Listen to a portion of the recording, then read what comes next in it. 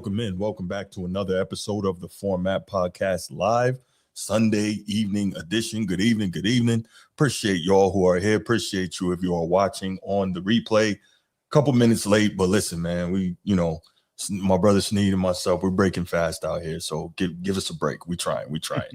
Got about another week of this, and then we'll get back to some type of regularly scheduled program. Right.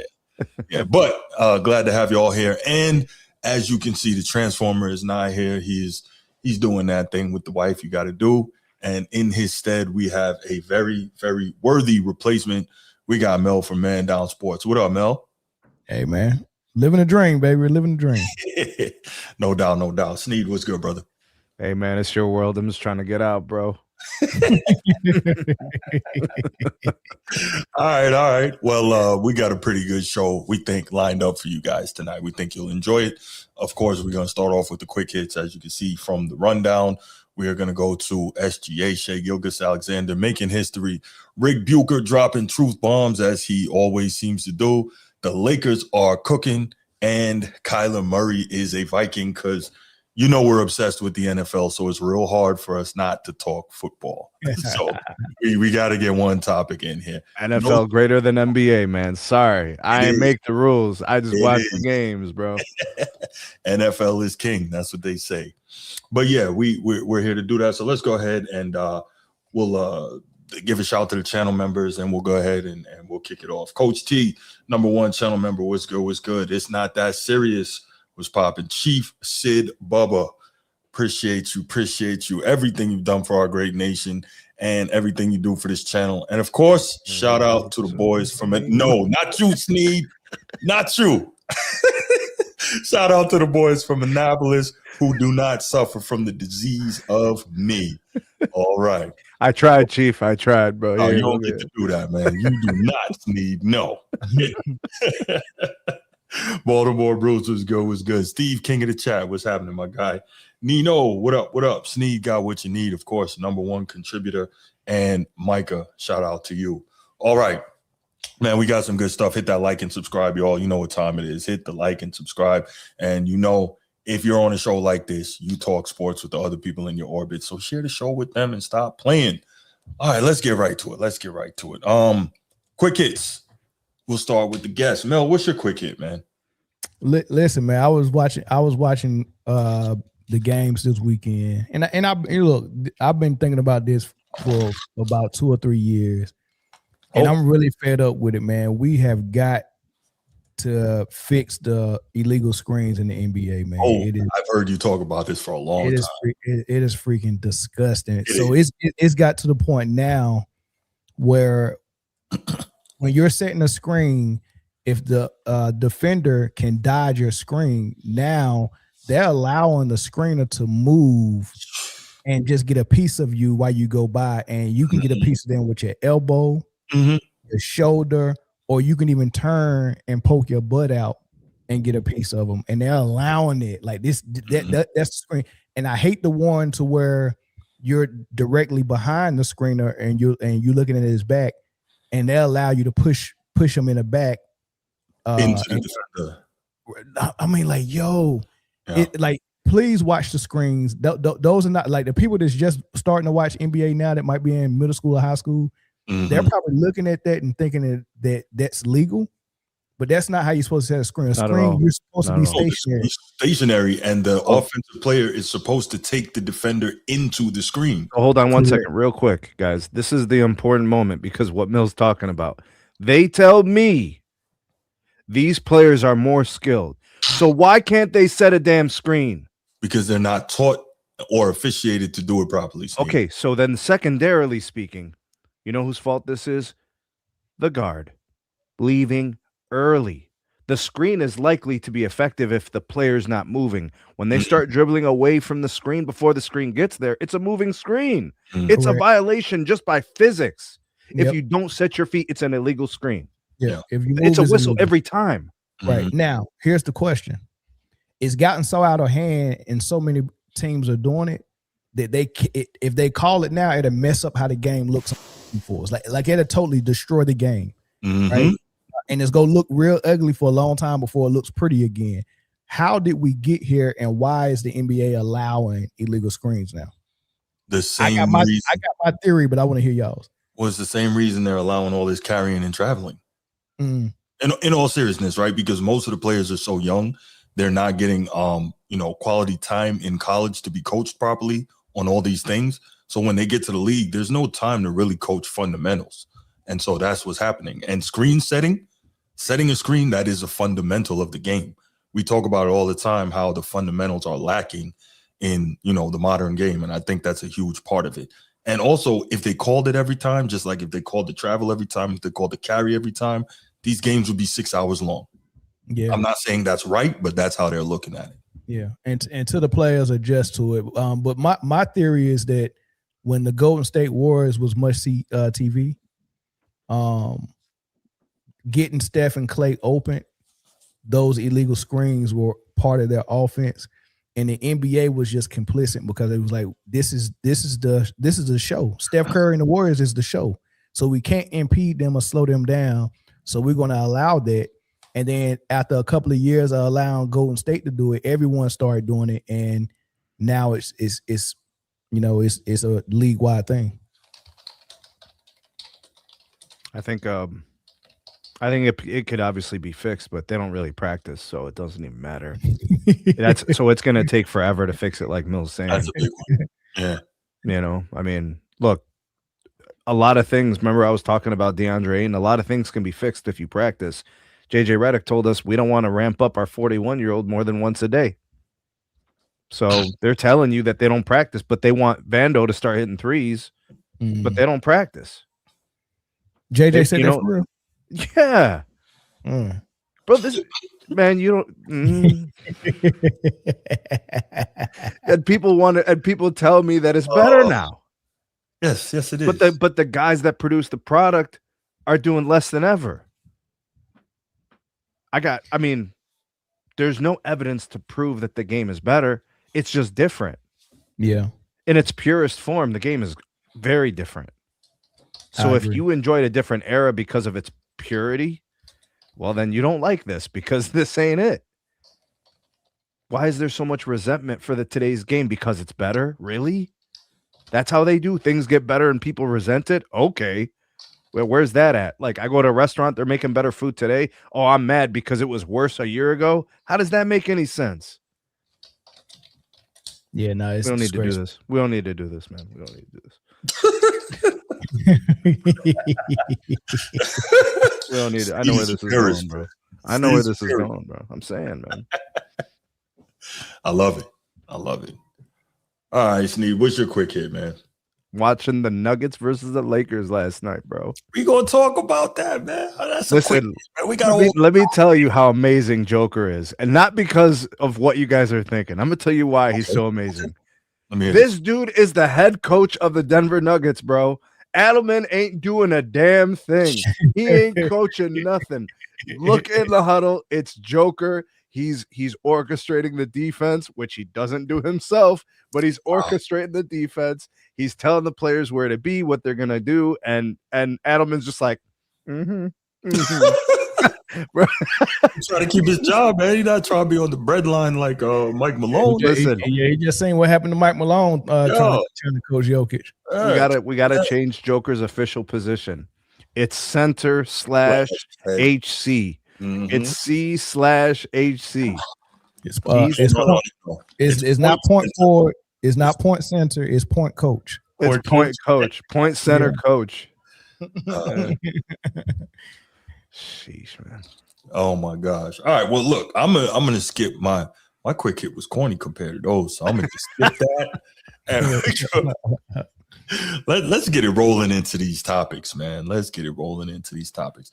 And by the way, I think some people are gonna be surprised with some of what I have to say when I briefly address Jokic later. So, yeah. Don't question the coaching philosophy, though. Joker got that on lock, though. Listen. All right, let's go, y'all. First topic, and very anxious to hear what Man Down Mel has to say about this. Shai Gilgeous-Alexander made history early in the week. What was that? Tuesday night against the Boston Celtics when he scored 35 on 13 of 18, might I add. Woo. but scored 35 against one of the top defensive teams in the league for his all-time leading 127th straight game of 20 points or more, surpassing the record set by the great Wilt Chamberlain. And anytime you surpass a record, offensive record set by Wilt, that's kind of crazy, man. So we definitely have some sound on SGA and some very interesting stuff here. But before we even get to any of that, man, I want to get you guys' thoughts on where you are in watching what SGA has been able to do, et cetera, et cetera. So I started with you last time, man. I'm going to start with Sneed, man. What are your thoughts on this, bro? I don't think people saw SGA becoming this. No. Like such a dominant player when he was drafted. I mean, he was a lottery pick. He's a great player. Like, people knew he was going to be good, but I don't think they knew he was going to be this because they even traded him. This guy was drafted by the Clippers, if I remember correctly. Or was it the Hornets? Clippers. Well, Hornets draft. I think it was a draft day trade. Yeah, that's what I'm trying to remember. Who officially drafted him? Then he was moved and then moved again in a trade.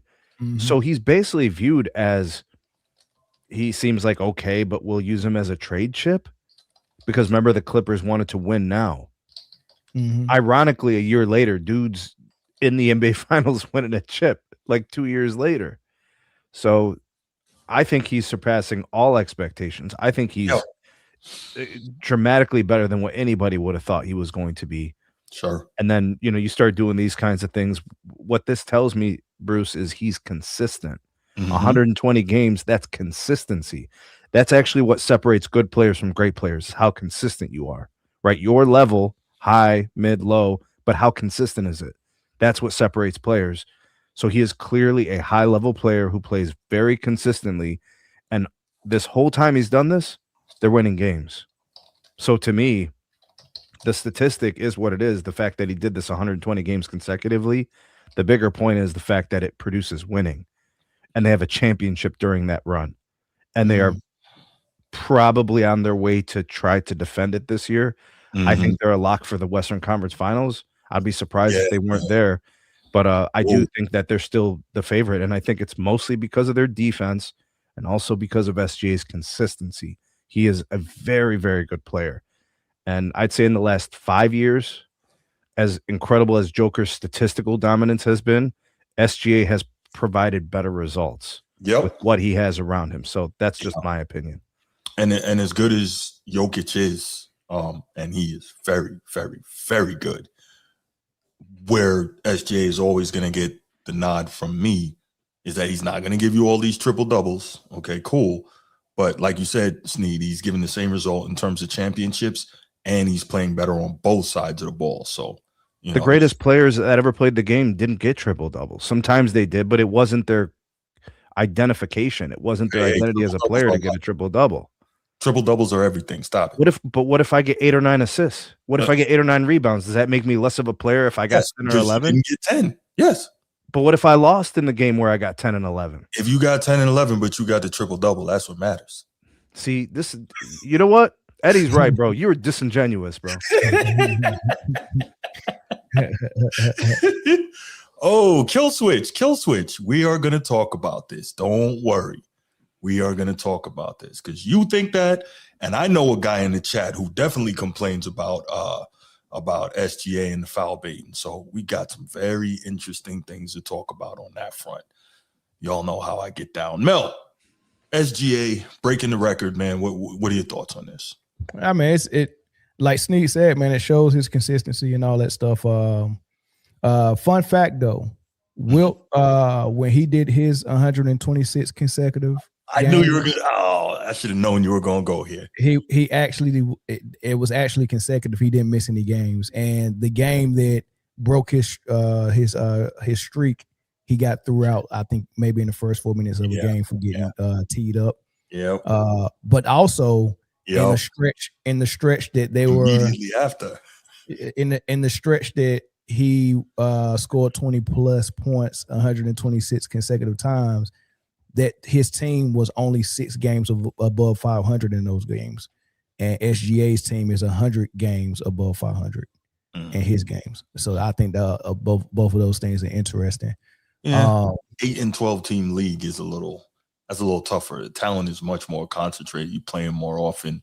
They know you better. I think it's, you know. In theory, I heard Bill Russell say that if it's only 8 teams, that means all the teams had all the talent. That's assuming one thing. That's assuming that the talent pool on Earth was that good, right? So we're just assuming that, but also that means all the teams was evenly matched. Just because it's more talent condensed, don't mean that you got a tougher time of winning, right? You know that you still got evenly matched teams, like you got evenly matched teams now. Yeah, right? but so, I think that with that lesser amount of teams, I think everybody knows each other so well, and I think that would also play. Watch this. I'm Watch not this, Bruce. yay or nay, but yeah, what's up, bro? How many teams matter in the NBA? How many teams matter in the modern NBA? Yeah, how many teams actually matter? Making noise, playoff run. I would think 7, maybe 8 this season. Yeah, I was thinking 6. Yeah. So what's changed? Mm-hmm. See, I mean, sure, you've got a star here and a star there. They're on a not great team, but for the most part, it still holds true. There's 7 or 8 teams that actually matter. The rest of them are either bumming around, losing, tanking, doing whatever nonsense, or they're just poorly run and they just can't get out of their own way. They're just giving up draft picks to the good teams. They're giving up players to the good teams. Mm-hmm. Edward loves false narratives. My man Ed Dog loves false narratives because SGA actually in so many of those games didn't even play the fourth quarter. So yeah, we'll just hope. But don't worry about it. I got something for you, Edward. And they ripped off what 21 of 22 in a row or something. Right. Don't worry. Hey, listen, Sneed, you know how I get down. I'm ready for this. Yeah. Because I knew this was coming. So I'm very prepared. I'm loaded. You know what? I wouldn't even. That's not even one of the things I would waste my time responding on. Like I would just admit, yeah, he stayed in the game. I don't know if he stayed in the game to continue the streak, but he stayed in the game, and you know, call it stat padding. You can call it what it is. It don't change nothing about what we think about SGA. Okay, if you want to say he stat padded, okay, good. He stat padded, and then now what? Right? Because what I know about people like who his favorite player might be Jokic, like he stat padding from the word go. From jump ball, he stat padding by running point when he shouldn't be running point. Right? So his entire game is stat padding versus okay, SGA stayed in to keep a streak. And it wasn't really disrespectful how he did it. That was within the flow of the game. But that's neither here nor there. Right. I won't steal your thunder on that. But what I say about the consistency of SGA, I think is a good streak. Exactly. I think it's a good record to have. A good person to get the record. Nobody's even close. Kawhi Leonard got like 45 games straight with 20. That he's not even close, right? And then I say this. We thought SGA had a great season last year when he was the scoring leader. They had the best record in the league, the number 1 rated defense in the league. He almost made second team all defense. And he was the MVP. But this year, check this out. He's right there with Luka, so he's competing for the scoring title again. He's going to be first team all NBA. He might get some consideration for second team all defense. We'll see. Right. Best record in the league again. Number 1 rated defense in the league again. But he's close to 55, 40, 90. Yeah. He set a new record. He was the first team to 10 wins, 20 wins, 30 wins, 40 wins, and 50 wins. And probably gonna be the only team to get 60 wins, right? Like this, and he's doing all this without his second best player. So his job is hardly played this year. It's insane, man. So very impressive year by that man, yo. Oh, for sure. So where I do get frustrated though is recency bias and a lot of the things that people say. So I got a short clip here, about 2 minutes from Up On Game yesterday, and this was Plaxico Burress. And he was talking to Cuffs the Legend, which during the basketball season, they have him on every week talking ball. I don't know where Cuffs the Legends came from. He got super popular. I guess his show is called the Some Dude Show, and he talks ball, and he, I guess, really knows ball. But he said something here that I thought was kind of crazy. And again, that's the recency bias. But I definitely wanted to play this and get y'all's take on it. Then after we discuss that, then we'll go to the real then we'll go to the hammer and I'll start beating people in the head. But until then, let's hear this one. Speaking of Wilt Chamberlain, what we do have footage of is SGA, man. So tell us what you think about 127 straight basketball games with 20 points or more. A lot of buckets. What? 127 straight basketball games. It has been eclipsed by SGA passing the great Wilt Chamberlain. What you think about that? Y'all know I'm the spicy man. I'm Louisiana hot sauce, man. Y'all know I'm the spicy man. Can we keep it spicy, Black? Like, can we keep it spicy today? Like, I got to get this off. Okay. Like, SGA, this is very uncomfortable to a lot of people's favorite player.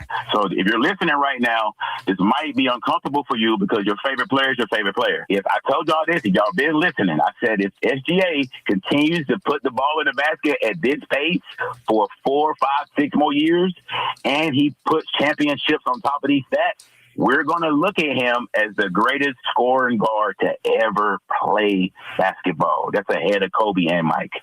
Statistically, we're saying. But what I'm saying is, if he stacks the championships with the stats, what can we say now? He scored. The reason I say that is he's scoring the basketball it's so effortless. Like it's like a video game. It's literally like, y'all need 35 tonight. There's nobody can stop him. So this is what I want to see, Plax. Because I watched the game. Celtics, y'all saw the Celtics the other night, right? The Thunder and Celtics. Yeah, I watched it. You see what Jaylen Brown said after the game, right? Like, I'm tired of the foul baiting, man. I don't got to play that way. Yep. That's the NBA finals that I want to see. That's what we want to see. I'm telling you, if we can get that finals, it's going to go 7 games, and this is what I want to see. I want to see Jaylen Brown sitting down, moving the puppies, because now y'all talking in the media. SGA ain't really saying nothing. He's a quiet guy, the Canada guy. Yeah. You seen the fur. That's exactly what it was all about. Yeah, we saw the alpaca coat in New York. We know he said, I'm going to get my buckets. I ain't talking too much. I'm just telling y'all. If we get that finals matchup, it is going 7 games. But SGA is going to go down as the greatest bucket getter of all time if he keeps this up, Plax.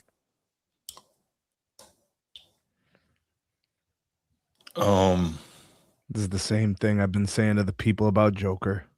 The recency bias. SGA is great. I like him a lot. Yeah, but you know what they're not willing to do, Bruce? What these people that do this, they stick their neck out and they start making these bold proclamations. Mm-hmm. You have to just let these things happen. Yes. If he does this for the next 5-6 years, if he does this, then he's this. Dog. Kobe played like. Hold on. Let me count the seasons. Kobe played 20 years in the league, right? 19 years, 20 years. He's got 30 plus several times. Mm-hmm. He's got 27 or more, like for more than half his career. Mm-hmm. If I look at MJ, it's even crazier. There's like 35 a game, 33 a game, 34 a game, 31 a game. In eras where the scores were lower. Without the rules helping them. But the most important thing is their careers are complete. They can't add to them. So what I'm saying is they say these things about like Joker and SGA.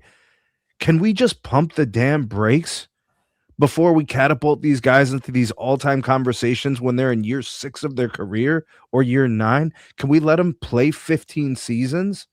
Because that's what we got out of those other guys. 15, 18 years, complete body of work, and now we can evaluate them and place them accordingly. It's too early to have conversations about SGA and Kobe and SGA and Mike. Listen, or when they do the Joker thing, talking about he's already passed Shaq or he's already passed Dream. Hell to the no! You don't win one championship and all of a sudden you're better than the Dream, bro. Well, there are people who say that the MVPs make you a better player. Well, then what are we doing about Steve Nash's 2 MVPs when there were several players better than him in the NBA? I brought that up to those people, and those people moved the goalposts. So I'm just saying. Why do we have to do this? Why can't we just let it happen organically? Why do we have to artificially create narratives? This is not a play. This is not the High School Musical. Just let it happen. Well, you heard what the guy said. He said, I'm Mr. Spicy, right? So he knows that. Well, let's look at it this way, keeping it simple. He said what he said, and what are we doing here? We're talking about it, right? He knows these type of things are going to get engagement. That's unfortunately, a lot of times why guys say what they say. Mel, what are your thoughts on what you just heard, man? That's one of those comments I would ignore and just take it as what it is, just a attempt at a hot take. And I haven't seen nobody guard or any other position score better than Mike and Kobe. What I'm watching from SGA, and I don't even like what the dude said. He said if he scores like this for 5 more years and win a couple championships and win some championships, I'm like, what is winning championships got to do with how well he scores? Well, I think what happens is when you don't win, a lot of times the numbers get kind of tossed out, right? Like James Harden was a great scorer for a long time, but he didn't win. So we don't look at him the same way. And I think that's kind of what this guy is saying. Yeah. When the winning is when you're doing all-time rankings. But when I'm saying who's a great scorer, I can go to Jamal Crawford and put him very high. He's a great scorer, right? I can go to Iverson. I don't need rings to say my eyes seeing a great scorer. Mm-hmm. You know what I'm saying? So him getting rings is not going to put him over Mike or over Kobe. So let's just take the ring comment out.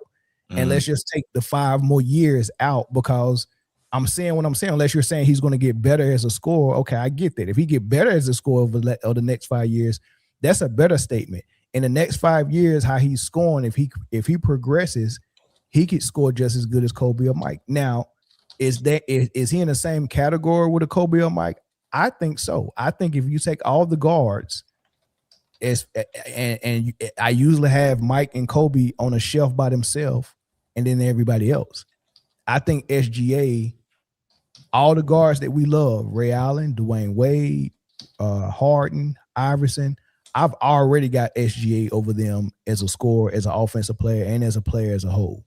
I got him over them already, right? So if SGA was a shooting guard, everybody's top 5 shooting guards used to be Mike, Kobe, maybe D Wade, maybe Drexler, maybe Iverson. I would put SGA over Iverson. Why are we putting SGA as a shooting guard? I said if he was a shooting guard. Right. As a point guard, it's just too many good point guards. Like you got Magic. He's that modern combo guard. It's really hard to slot guys now because of the way they play in the positionless basketball stuff and all that. It's really how does he play the game a majority of the game? I think he plays like a shooting guard. I don't think he plays like a point guard, unless I'm just, as they say, stuck in the wax museum looking at a point guard playing the way point guards used to play. he dribbles the ball up as the point guard. I mean, do we have to now change what a point guard is then? I mean, we don't have to. I mean, he plays point guard, but he comes off the ball more than most point guards do. That's facts. That's 100%. Which is good. Like he plays point guard, but he comes off the ball more than Luka, more than Harden, more than more than Brunson. He comes off the ball more than all the point. Dame Lillard, he comes off the ball way more than them. That's why I see him as a shooting guard. I see him, like, to me, he looks more like Super Rip Hamilton. That's me. He looked like Super Rip Hamilton. That's why I see shooting guard. I mean, that's what I see in Steph. When they're winning championships, Steph was not primarily on the ball. Not at all. Not at all. So I don't even.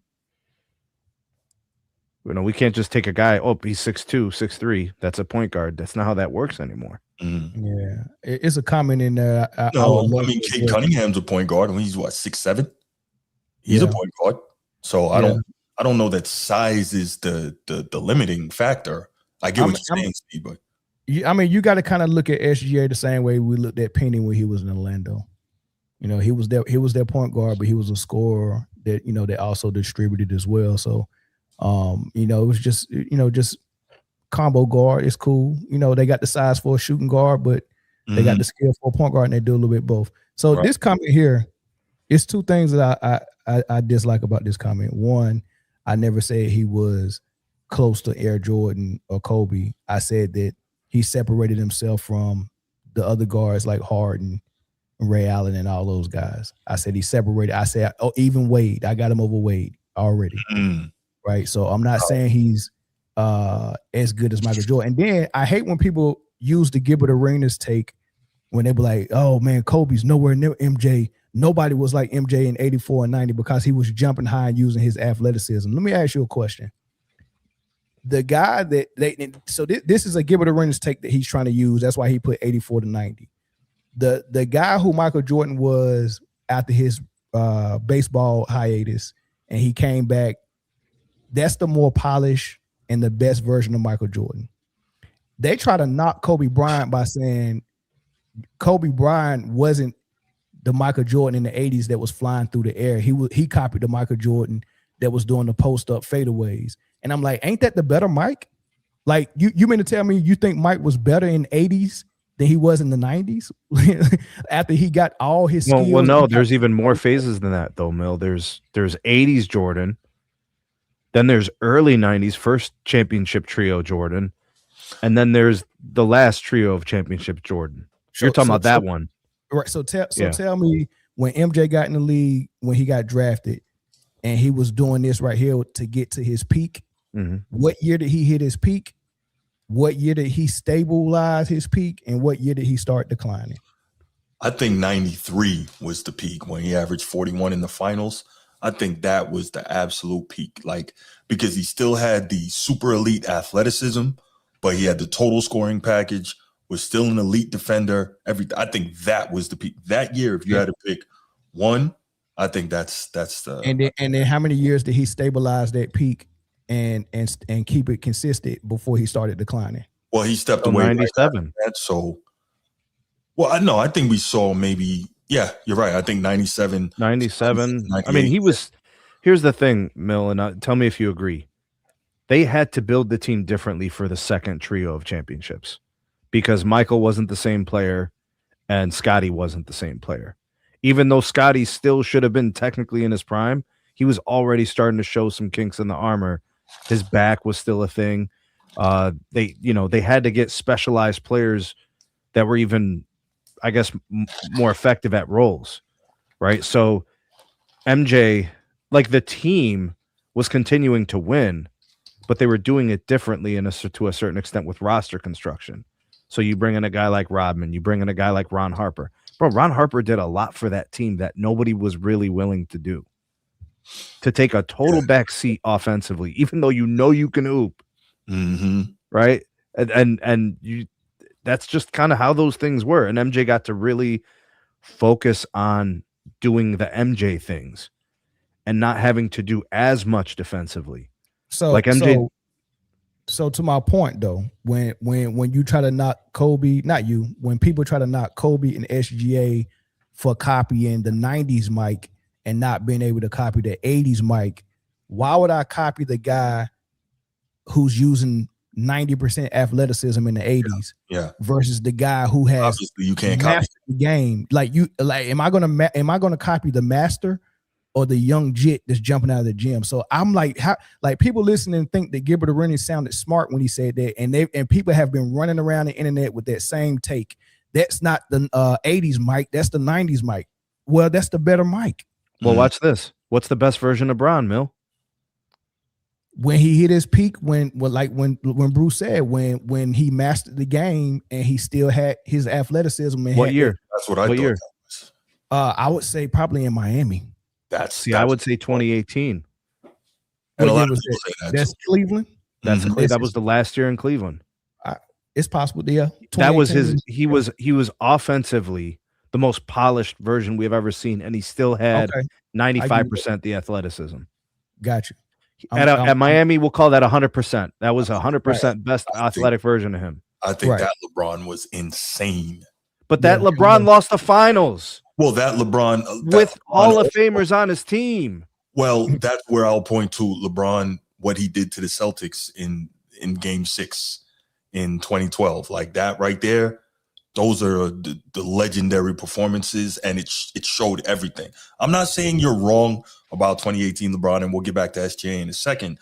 I'm just saying, for me, what he was able to do on both sides of the floor, along with the athleticism, along with consistently knocking down the three, probably at the best clip of his career when he was in Miami, that dude was an absolute animal. And So y'all know let's confirm.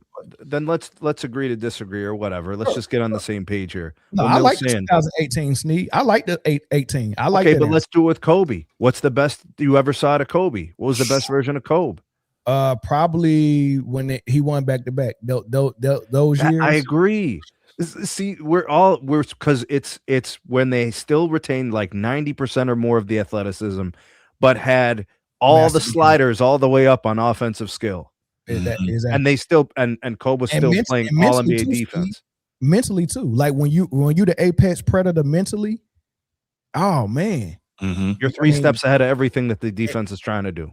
Exactly. So we gotta nip it in the bud with this.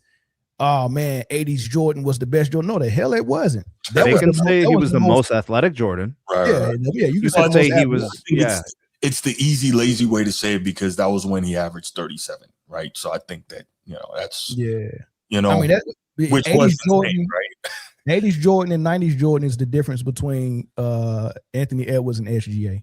But the best moments still came in the 90s. Yeah. His signature moments still happened later. Correct. Anthony Edwards is closer to physically peak MJ, and SGA is closer to polished, technically sound MJ. Right. So let's go ahead and take it from there. When you talk about polished and technically sound, I've seen a number of comments and I've heard a number of comments from different people, and I know you guys are fully aware of this, talking about SGA and the foul baiting. And I know that that's going to be a big part of a lot of people's perceptions on how he's been able to achieve this incredible record, right? And so now I got some really good I got some really good stuff on this, and I want to give a shout out to Thunder XP on YouTube is where I found this, but this is really good. So let's sit back and listen, because y'all know me. I like to come with the facts, and I don't like false narratives. I don't like disingenuousness and dishonesty, flat out liars, because people want to lie in order to push false narratives. So here's to y'all who want to talk about foul baiting and all that stuff. Let's go.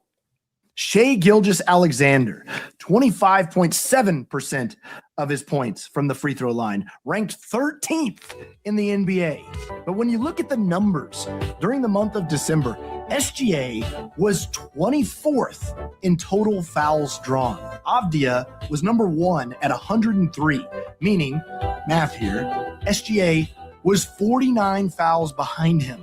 SGA was behind players like Cade Cunningham and Kevin Porter Jr. and Brandon Ingram and Cooper Flagg, players that have the ball substantially less, drive less, shoot less, and score far, far less. This idea that Shai relies on the free throw line is just so absurdly false that it almost doesn't need addressing. But let's put it this way. SGA led the NBA in buckets got last season by 67. He's leading the NBA in buckets got this season, again, by 30. He was third in the NBA in and ones last season with 61, behind two big guys in Giannis and Karl Anthony Towns, meaning SGA plays through contact, not just playing for it. He's third again this season, already above 40 and ones. He averages 23.6 points per game without free throws, which would put him 20th overall in the league in scoring right now. Every great scorer draws foul. At the peak of his powers, Kobe Bryant had 3 straight seasons averaging 10 plus free throws a game. Michael Jordan averaged 8.2 free throws a game for his career and had seasons where he took 11.9, 10.5, and 9.8 per game. Allen Iverson averaged 8.9 a game in his career with seasons of 10.1, 10.5, 11.5, and 11.6 a game. Last season, Shai averaged 32.7 points per game. For players that average 32 or more points a game in NBA history, SGA ranks 29th out of 34 in free throws attempted per game. I'm going to say that one again because it's very important. For players that average 32 or more in NBA history, SGA ranked 29th out of 34 in free throws attempted per game. Since 2023, the most 30-point games with single-digit free throw attempts, SGA 80.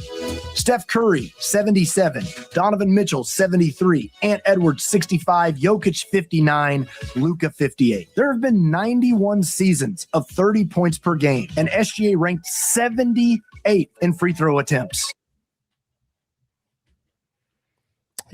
You on mute, Bruce. My bad. No, I was saying, can we stop the foul baiting talk now? We just heard him get. No, not you, but I'm saying the people who want to push that. We just heard it all get broken down. It's a lie. Can we stop it now? They're not going to stop it because SGA is in the way of who they want to root for. It's this is the only thing that they could use against SGA. They can't say he's a bad defender. They can't say he's a bad teammate. They can't point to something he do off the court. They can't point to him choking and losing lately. That's not like it's almost unfair. There's nothing that you can really get on him except for the foul baiting stuff. So that's the only thing they got to use. So, but it's so statistically easy to identify, Milt. Like we can look at the free throw attempts per game. We can look at, compare him to his contemporaries. We can compare him to the past players of different eras who led the league in scoring. Like that's easy. You do that on your show in 2 hours, you'll break down the whole history of the league of who are the greatest foul baiters. I mean, but we just heard it. 90 plus seasons of 32 points per game or more in NBA history, and he's in the 70s for most free throws taken in this era where you can't play defense and you can't touch anybody. So how can we still, knowing this, now that we've heard it, still push the narrative about foul baiting? It's a lie. But they have to though, Bruce. They got to. What else they gonna do? They got nothing. How else can they get their frustration out on the fact that he wins 60 plus games a year? He's in the playoffs all the time. They're winning championships. He's the best player on his team. Half the time somebody's injured, and they just, what are they going to say? He plays defense. You know what? He just go win all of them over. I heard Doris Burke today. She called this game. Doris Burke, the crypt keeper, showed him nothing but love. I mean, at some point you just can't deny it. Wow, that's crazy, Kill Switch. Okay, well, this is what else you guys can do. I actually put the link to the entire video in the description, so after this show you can go watch that, and then you can send your comments and you can tell that dude he's lying. How about that? I don't know. By the way, SGA is getting better. This is a better year. His 3-point shot got better, which is scary. Yeah, he's shooting almost 39% from three. That's a problem. I said that last year in the offseason. I'm like, if this guy improves the 3-point percentages and somehow adds some volume to it, then you guys got nothing to say. It's crazy. Yeah. So go ahead, Mel. He about to complete a 55, 40, 90 this year. Is insane. Though. Yeah. On volume. Yeah, exactly. On volume, all things volume. His team needs him to do that. Mm-hmm. That's crazy. And you should have seen the blocks he got today. and they only gave him credit for one of them. Oh, by the way, Rudy Gobert is the center in the NBA. SGA blocked like 4 of his shots today. You know they only gave him credit for one block. Really? How? Yeah, and they mentioned it in the game. Doris Burke, she was like, "How does SGA only have one block? There's got to be a mistake. We've seen 3 of them." And I looked at the stats, and they got him down for 1. And I know he got Gobert twice, and they were highlight. I was like in the same 90-second stretch. Yeah, so they gave him credit for 1 block, dog. Crazy. So let's do this, man. I want to open up the phone lines. And Kill Switch, I would love to hear from you specifically because I want to know how you can fix your mouth to say what you're saying when we just literally got the facts on that. I want to hear you explain to me how watching the games makes everything that was just said irrelevant. Because I do watch the games. I watch SGA play. I enjoy watching him play, and I would like to hear you. I would like to hear you say that. Explain that, I should say. So here's the number. It's on the screen. 904-219-8264. 904-219-8264. By the way, the best flopper is LeBron James. And if I'm just saying, Bro, yesterday I was watching the Lakers game, and I swear Bron had like 4 offensive fouls, bro. And they called one of them on Jamal Murray, and then he ended up getting fouled out in overtime. That changes the game. Right. LeBron did do something that made me very proud of him. Oh, diving on the floor. Oh man, that dive on the floor, man. What did I say, Sneed? What did I say? It was crazy. I was shocked by that. Yeah. And they needed that play too. They needed that play. Okay, so while we wait, but Jamal Murray ended up getting a jump ball, bro. Yeah, I mean, old man was hurt, man.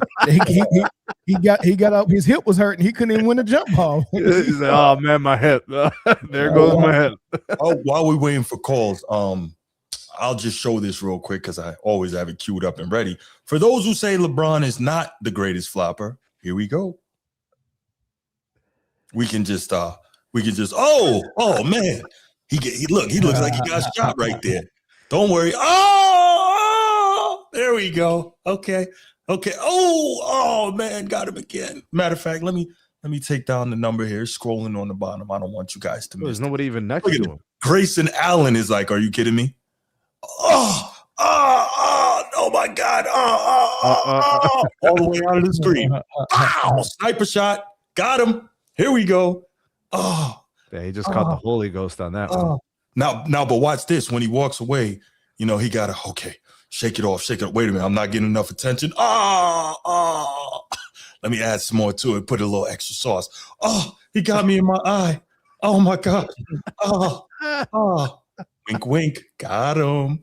So, for those of you who want to tell me LeBron is not the greatest flopper, I dare you. Nice try, though. Nice try. Yeah. So, I mean, it's just amazing how y'all can like, anyway. So we're not going to get any calls on this SGA? Eddie don't want to get cooked, bro. He don't want that. He does not want that. I mean, it's just amazing. People got stuff to say in the chat, but when it comes time to pick up the phone, All right. Well, we're going to go ahead. Boy, that was fun with the LeBron thing, I got to tell you. That's always one thing. You got to do a montage, bro, with some music and whatnot. You know what? I took that from a YouTube short that I did, and it actually has the music behind it. And being sarcastic, because, I'm petty that way, I actually put the 80s rock song, The Warrior, behind that. And so I'll send it to you later. But yeah. So LeBron is the warrior, and, we saw it. Right? All right, y'all. Since nobody's going to call in on that, they want to talk all that about SGA, then they want to hear the facts and they want to argue, but they don't want to call in. But it's okay. I wouldn't call SGA a flopper. He does push off a lot to create space. Yeah, he does push off. He sure does. No question. But nobody who likes LeBron can complain about anybody pushing off. So let's keep that up too. All right, Ric Bucher. This is one of my favorite basketball NBA media personalities because Ric Bucher tells it. So on his most recent episode of On the Ball with Ric Bucher, which followed, I think, a day or two after Bam Adebayo's 83-point scoring explosion, he had some interesting things to say about stat padding. He talked about LeBron. I think he briefly mentioned James Harden. He talked about Bam, et cetera, et cetera. And so I actually have some really good sound from him that I'm going to play. This is about 4 minutes long, so we can do the start-stop thing, or we can play it all the way through, however you guys want to do it, and then we will come back and have some commentary on it. But I thought it was really, really good in terms of him breaking things down in a way that, Ric Bucher normally does.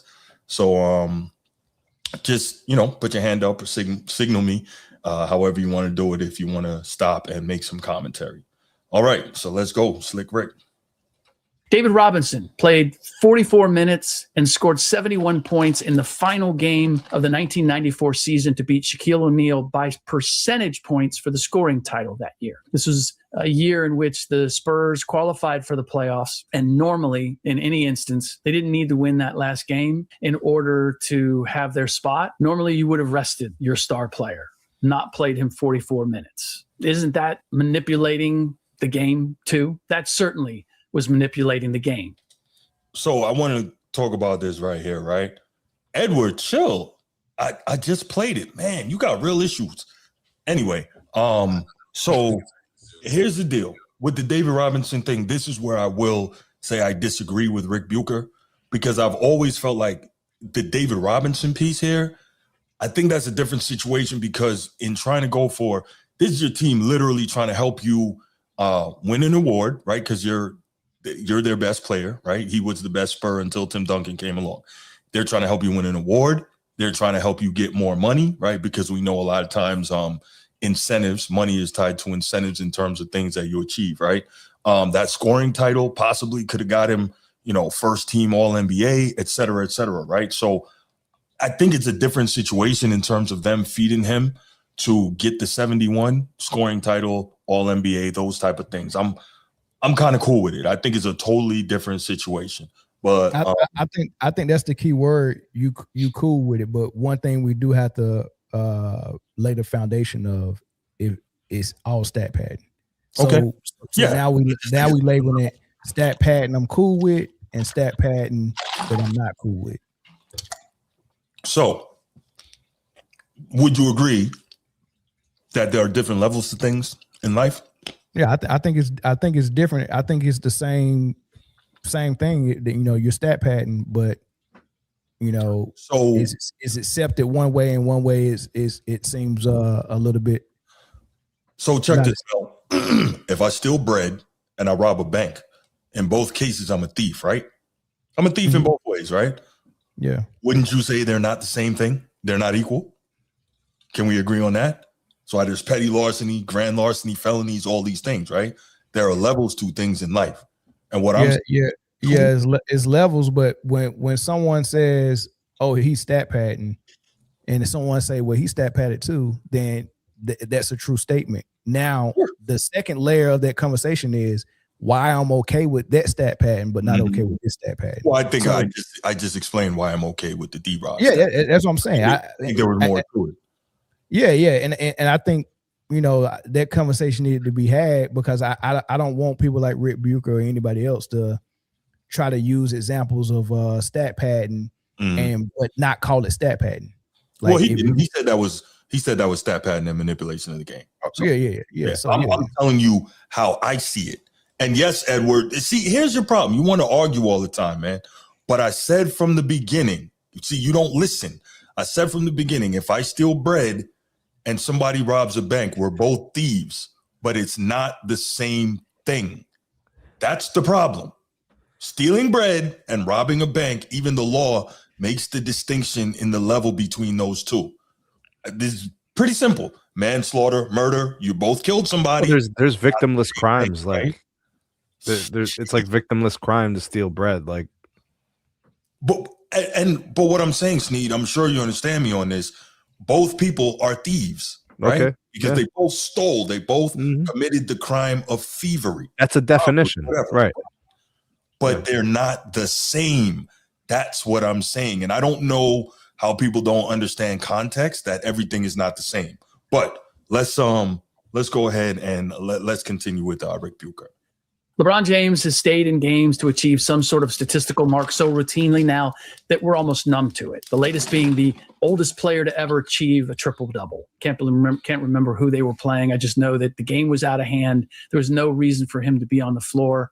I believe Austin Reeves ended up grabbing 2 rebounds that LeBron wanted so that he could complete the triple-double and get off the floor. The guy staying around at age 41 just to get an extra rebound, just to say in the history books, when everybody forgets how it was done, that he was the oldest guy to get a triple-double, that is stat chasing. That is undermining the statistical achievement. And with LeBron, he loves to say that he's never cheated the game. And it seems like not only with LeBron, but a lot of people these days, every declaration is actually a confession. But Bam Adebayo, scoring 83 points against the Washington Wizards, has taken the absurdity of stat chasing to a whole other level. Because unlike David Robinson, who also had scoring nights of 48 and 50 that season, Bam is not a scorer. But back to the 83. I didn't become aware of what kind of night he was having until there was about 4.5 minutes left. And someone said Bam had 77 points.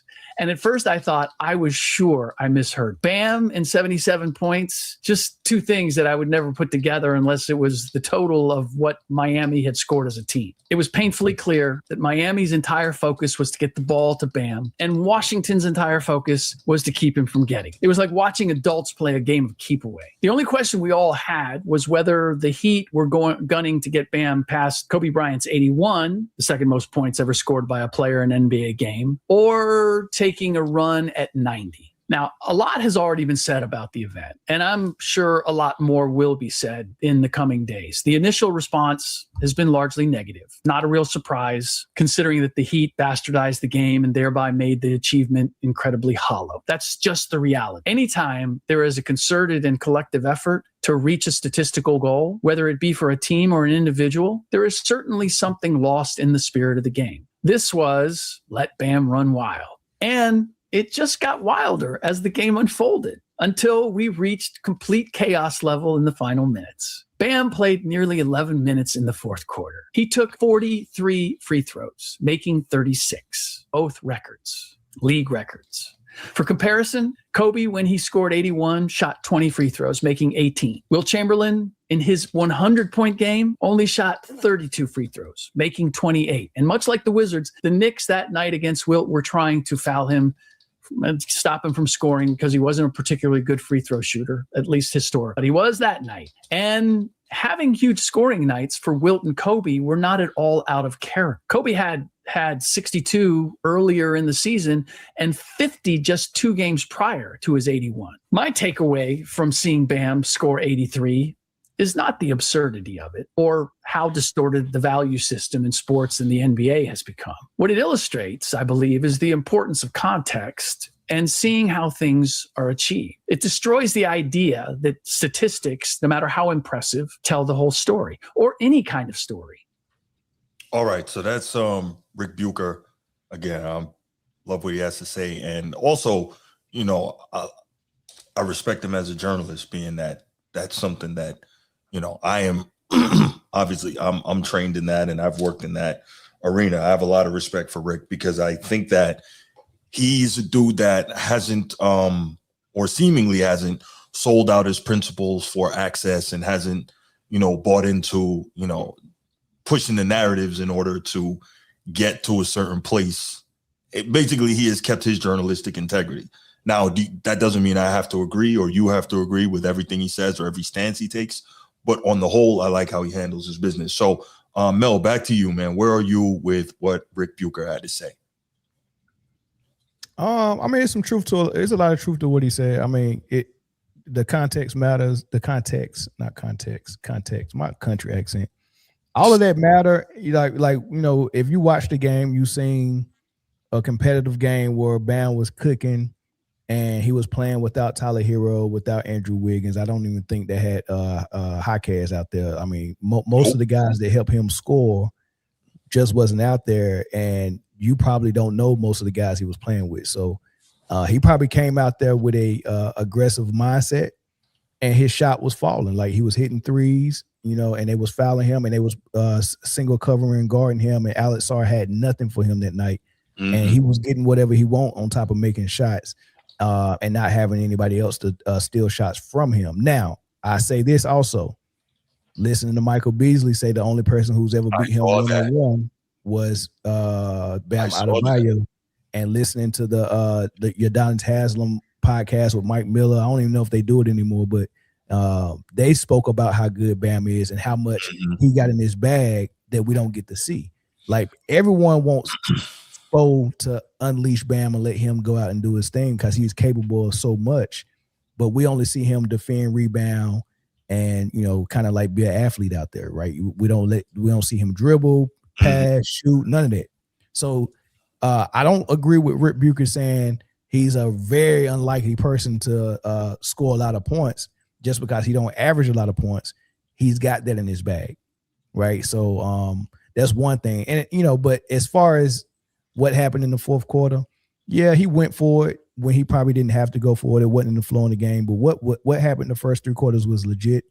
But I'm with Ric Bucher about, you know, how it could have been a little disgraceful what we seen in the fourth quarter, especially the last 5-6 minutes of the fourth quarter. Right.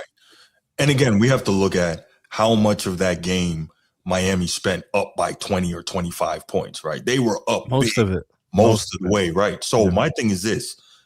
So, okay, let me say this. Let me take it back a little bit.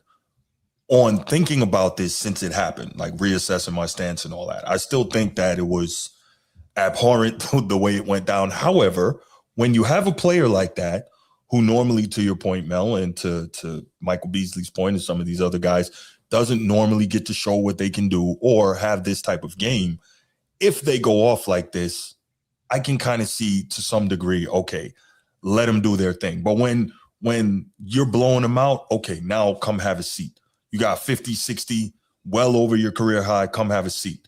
And so I was talking to Ed Dog in the chat about this a couple of days ago, and he was like, well, what about if they came back? Because, in the modern game, guys shoot threes, they come back. I'm like, well, if they come back, then put him back in.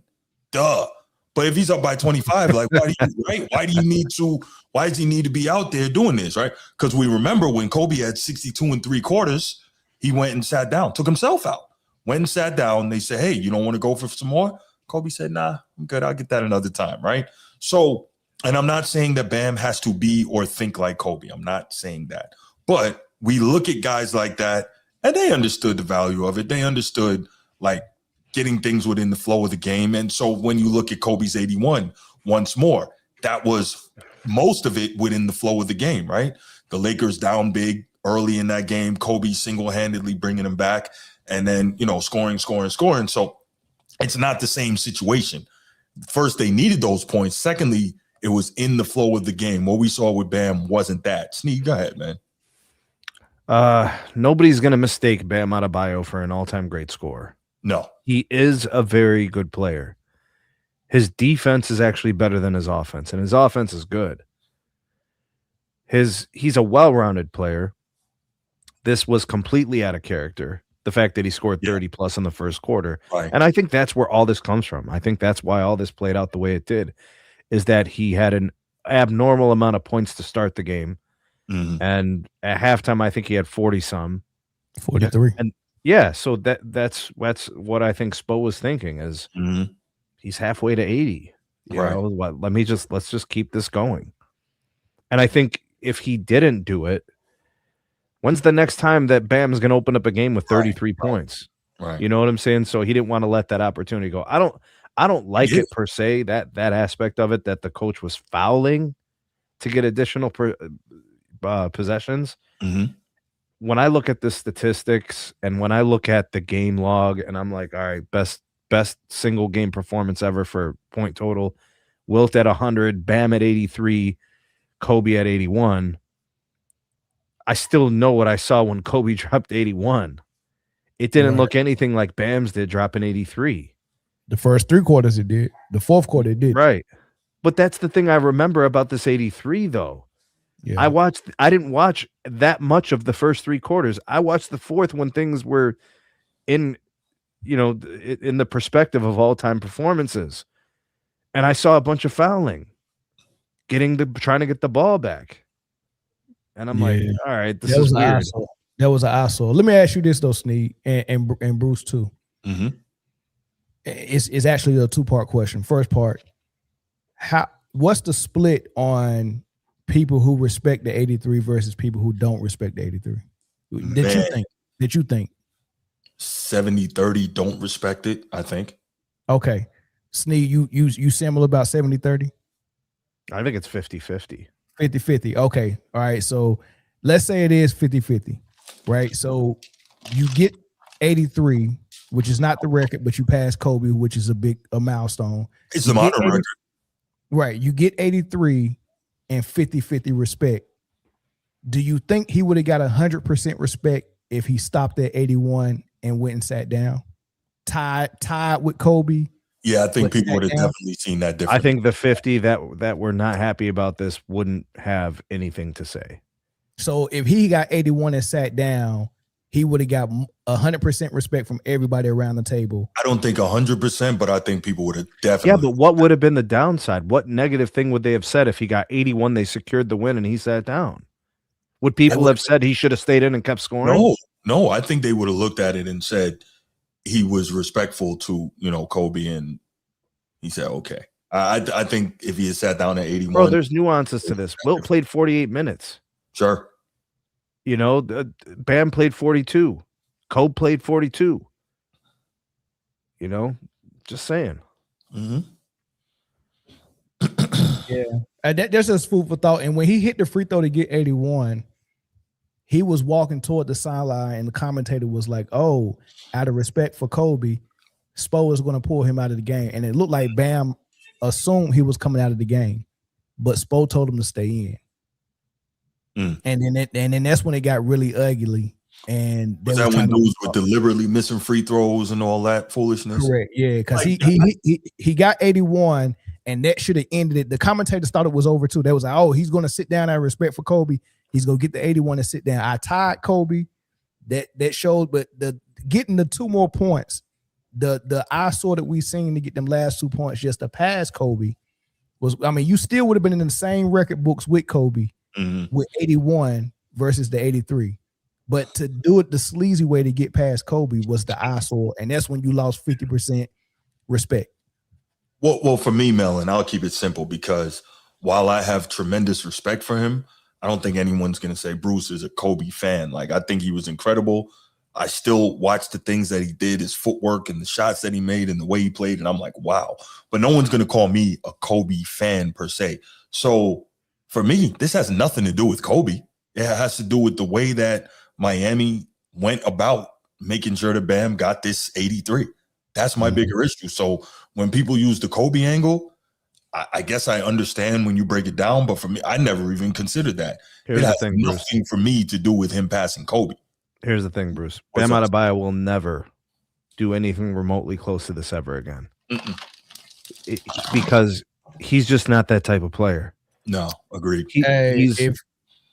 If he get I think best case scenario, Mill, he could average 25 a game in a season. If they play through him more, he could average 25 a game. Yeah.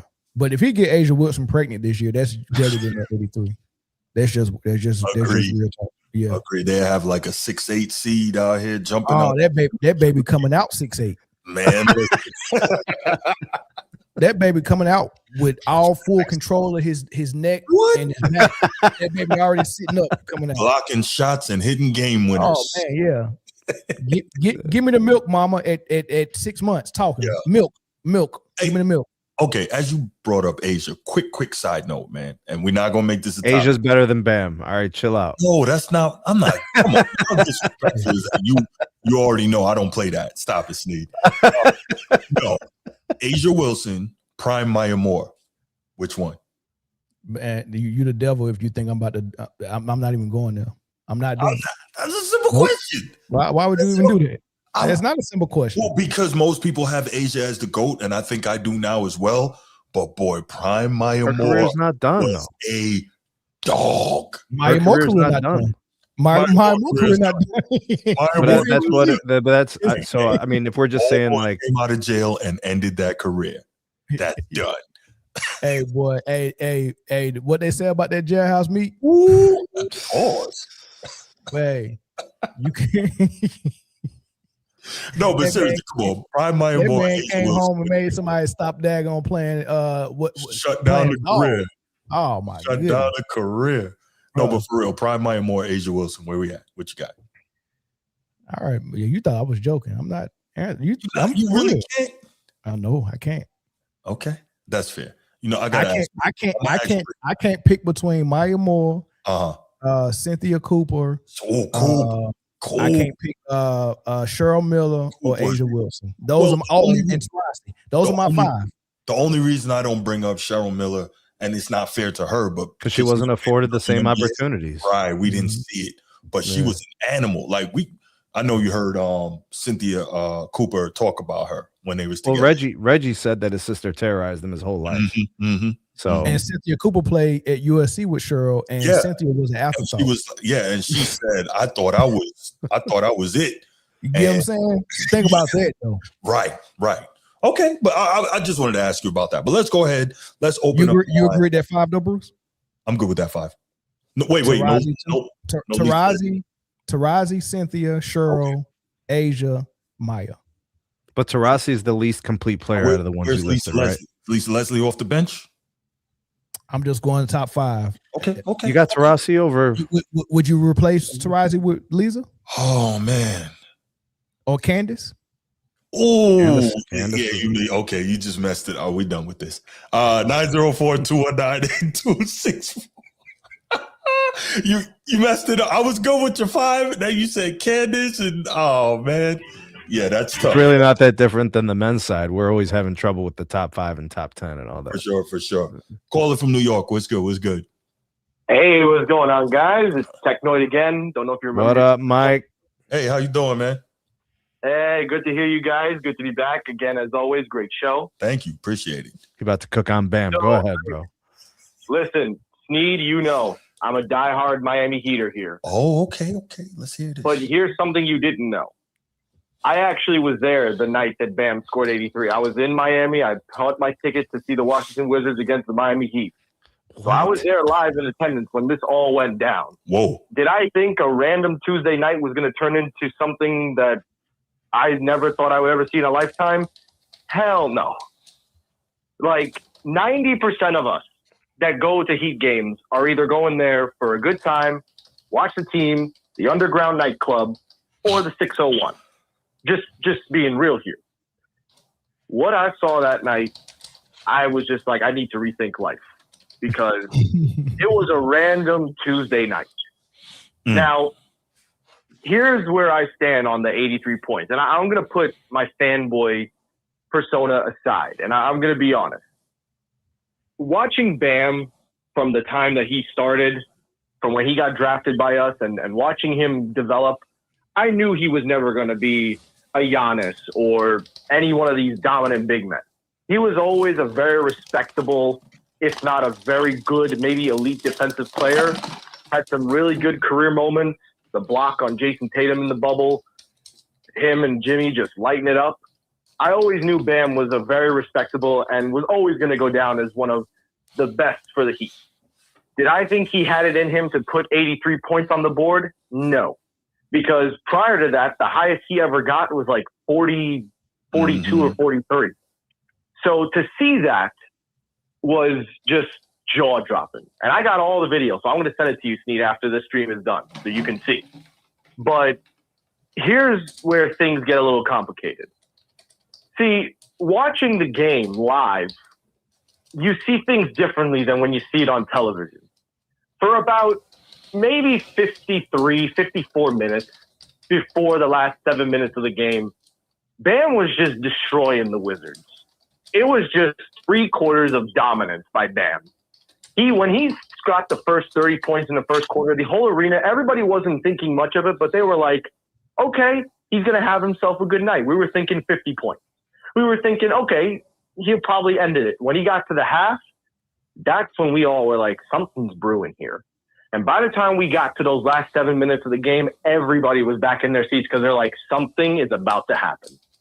Now, this is where I agree with people wanting to criticize the Miami Heat, Spo and the players on the team, because we're watching them purposely foul. And everybody in the arena is like, just let Bam do his thing. You don't have to do it for him. He's going to get the foul no matter what. They're triple teaming him.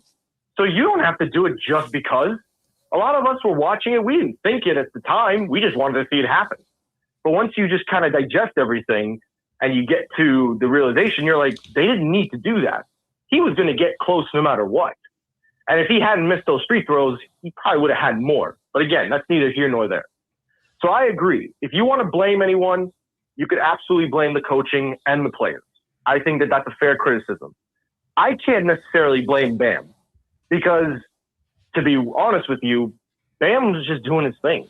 And if anybody who's an athlete, I'm not one. I do mixed martial arts. That's a different game from basketball. But any basketball player, and I'm sure anyone that plays the game of basketball will tell you, when you're out there on the court, you're going to do your thing. No matter what, you're locked in. And if Bam saw the opportunity to go for it, I mean, who are we to say what? I think the reason why there's so much controversy surrounding it is because of Kobe. If he had tied it at 81, I don't think we would be hearing this much. But the fact that he got to 83 and how it was done with the last 7 minutes of the game. That's why everybody's talking about it. Now, do I think that the 83 is more impressive than Kobe? No, because Kobe needed to score 81 to beat the Raptors. Excuse me. Exactly. He needed to score those points because they were down. Bam didn't have to. But does that mean that I'm going to still say that it wasn't impressive or it still wasn't shocking to see a player get 83 points in a game? Absolutely not. And even if it's Miami Heat or not, we've never seen this in 20 years. And we're probably not going to see this again for a long time unless Victor Wembanyama decides to just go off one night, or if the Joker decides to just rain all hell on the league, or Luka Doncic with his divorce decides to go death kill on everyone. We don't know. We don't know when this will happen again. But all I can say is Bam cemented himself not just in the history for the Heat. He cemented himself in history. And I agree with a lot of what people are saying, but I also think somebody said it best. There was somebody very famous. This is the last thing I'll say, and then I'll let you guys have the floor because I've been talking for a while. But somebody put it best. 83 is 83. No matter how you got it, you got it. And that's all that history is going to remember. Yeah. Nobody remembered how you did it. They just remember the number. No, agreed, man. I definitely agree that, and I say this all the time about different topics. As it gets down the road further and further away, the context is forgotten and the number is all that stands. And unfortunately, it's going to go that. Although you would hope that with all the technology we have now and how everything is recorded and everything is on wax somewhere, that the context would be more employed in these discussions. But hell, if it just happened the other night and people want to ignore context, why would they take context into account 20 years from now, right? So it is what it is. But hey, man, I appreciate the call. Thanks so much, bro. Thanks, Mike. Of course, you guys do a great job as always. Enjoy the rest of your night, gentlemen, and great show as always. Hey, thank you for the call. I appreciate you. Take care, you guys. All right, man. The crazy thing about this whole thing, it really has nothing to do with Kobe. No. But people will make it about Kobe somehow, some way. He passed Kobe, so but pass him fine. Yeah. But like, why people are saying that if someone has an opinion that contradicts theirs, it's because they're riding Kobe. Mm-hmm.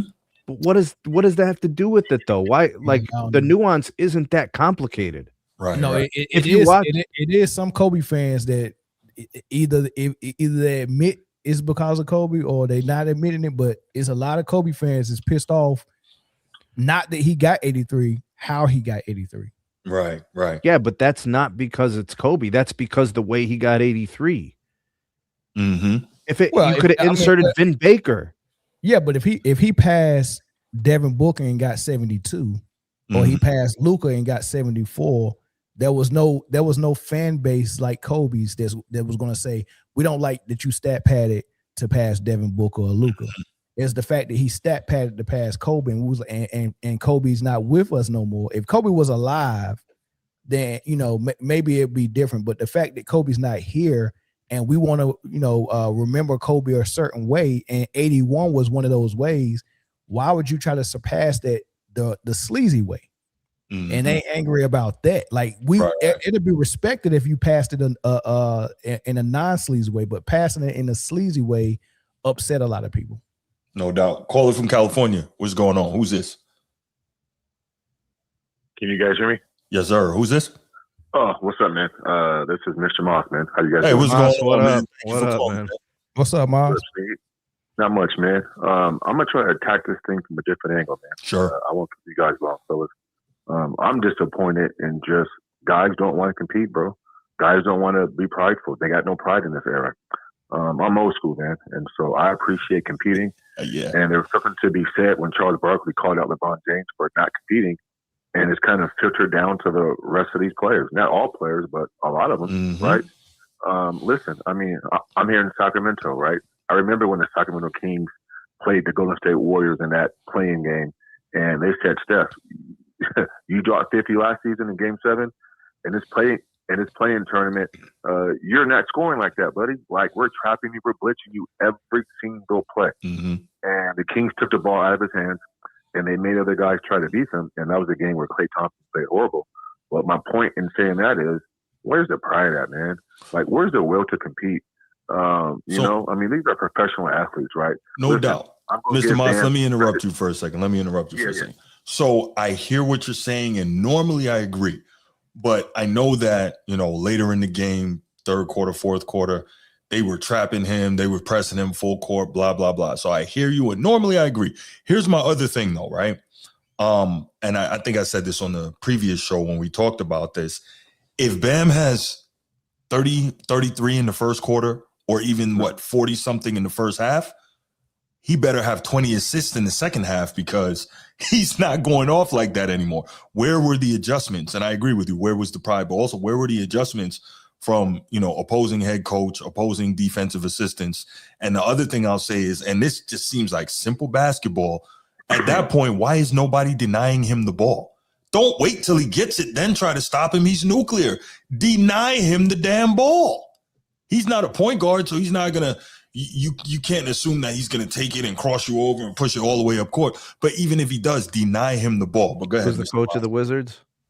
I don't know. Well, listen, I mean, I can appreciate the first quarter, right? I mean, I've seen Clay go off in 37 in the quarter. Right. Versus the Kings. I've seen Kevin Love go off, for 30-plus in the quarter. Mm-hmm. And so I'm okay with that, right? Right. But you talked about the Wizards were trapping, they were blitzing. Well, then the coach should be fired then, because I don't know what type of trapping and blitzing they were doing in practice that kind of rolled over into the game. Mm-hmm. Because listen, man, let's call a spade, brother. Like, if you really want to trap a guy and get the ball out of his hand in today's league, you can do that. And so I'm not giving no pass. I'm not giving no. I'm not either. Yeah. So I don't think the Wizards did a good job at trapping and blitzing. Right. So before I go, last point. I do want to give Bam credit for this still, because he's a big man, mm-hmm. and I'm a big opponent on people working on their games in the offseason, coming back with something new, right? When I first saw Bam play in this league, he was good. He was kind of skilled coming out of Kentucky, but his perimeter game has advanced greatly. His footwork has advanced greatly. His pull-up mid-range jump shot, I mean, listen, it's not SGA, Kawhi, or Kobe, but for a big man, he's pretty damn good. Mm-hmm. And so I do want to give Bam credit for just, I can look at him and say, you know what, whatever him and Asa got going on in the offseason, I know that he's somewhere in the lab working on his game. Oh, that's what you call that? He's not working on things that he's good at. He's working on things that need to be worked on. Right. And so, listen, I'm not going to get into all this Kobe Bryant. Listen, I'm a Kobe fan. We all know who he is, right? Us diehard Kobe fans. Sure. We know who that guy is. And so I'm more disappointed in the Wizards, and I'm more disappointed in today's defensive principles that's happening around in this league. It's a copycat league. Too much overhelping, right? Too much guys slacking off. Mm-hmm. Too much guys not guarding their guys in space. Mm-hmm. And it's just guys are overreacting to role players' dribble penetration, leaving guys open in corners, etc. And so again, bro, Facts. Bam, listen, if you give a person a foot, he may take, 4 or 5 feet or a couple yards. I get it. So I'm not blaming Bam. Like, for me, it's all on the Wizards, because where's your pride at? Like, I would be embarrassed, bro. Listen, if I own the Wizards team, I would fire the entire coaching staff. I hear you, man. I would do that. But hey, man, appreciate the show, man. Great content. So I just want to call him, man, and kind of just get that off, man. But yeah, Hey, Maz, before you go, Maz, just to kind of piggyback off what you said, that you got to kind of point the finger at the Wizards, man. Lil Wayne got a bar in one of his songs that say, "If you catch my girl legs open, you better smash that." And that's what Bam did. Wizards came out there, legs wide open, and he went in for the kill. He did. Yeah. And so that's why I'm not blaming Bam, because I don't think anyone is. What you allowed to do.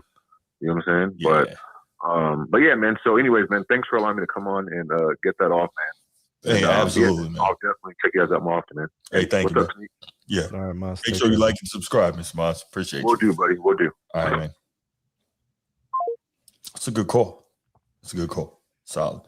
All right, y'all ready to move to the next topic? Yeah. All right, let's go. Sneed, man.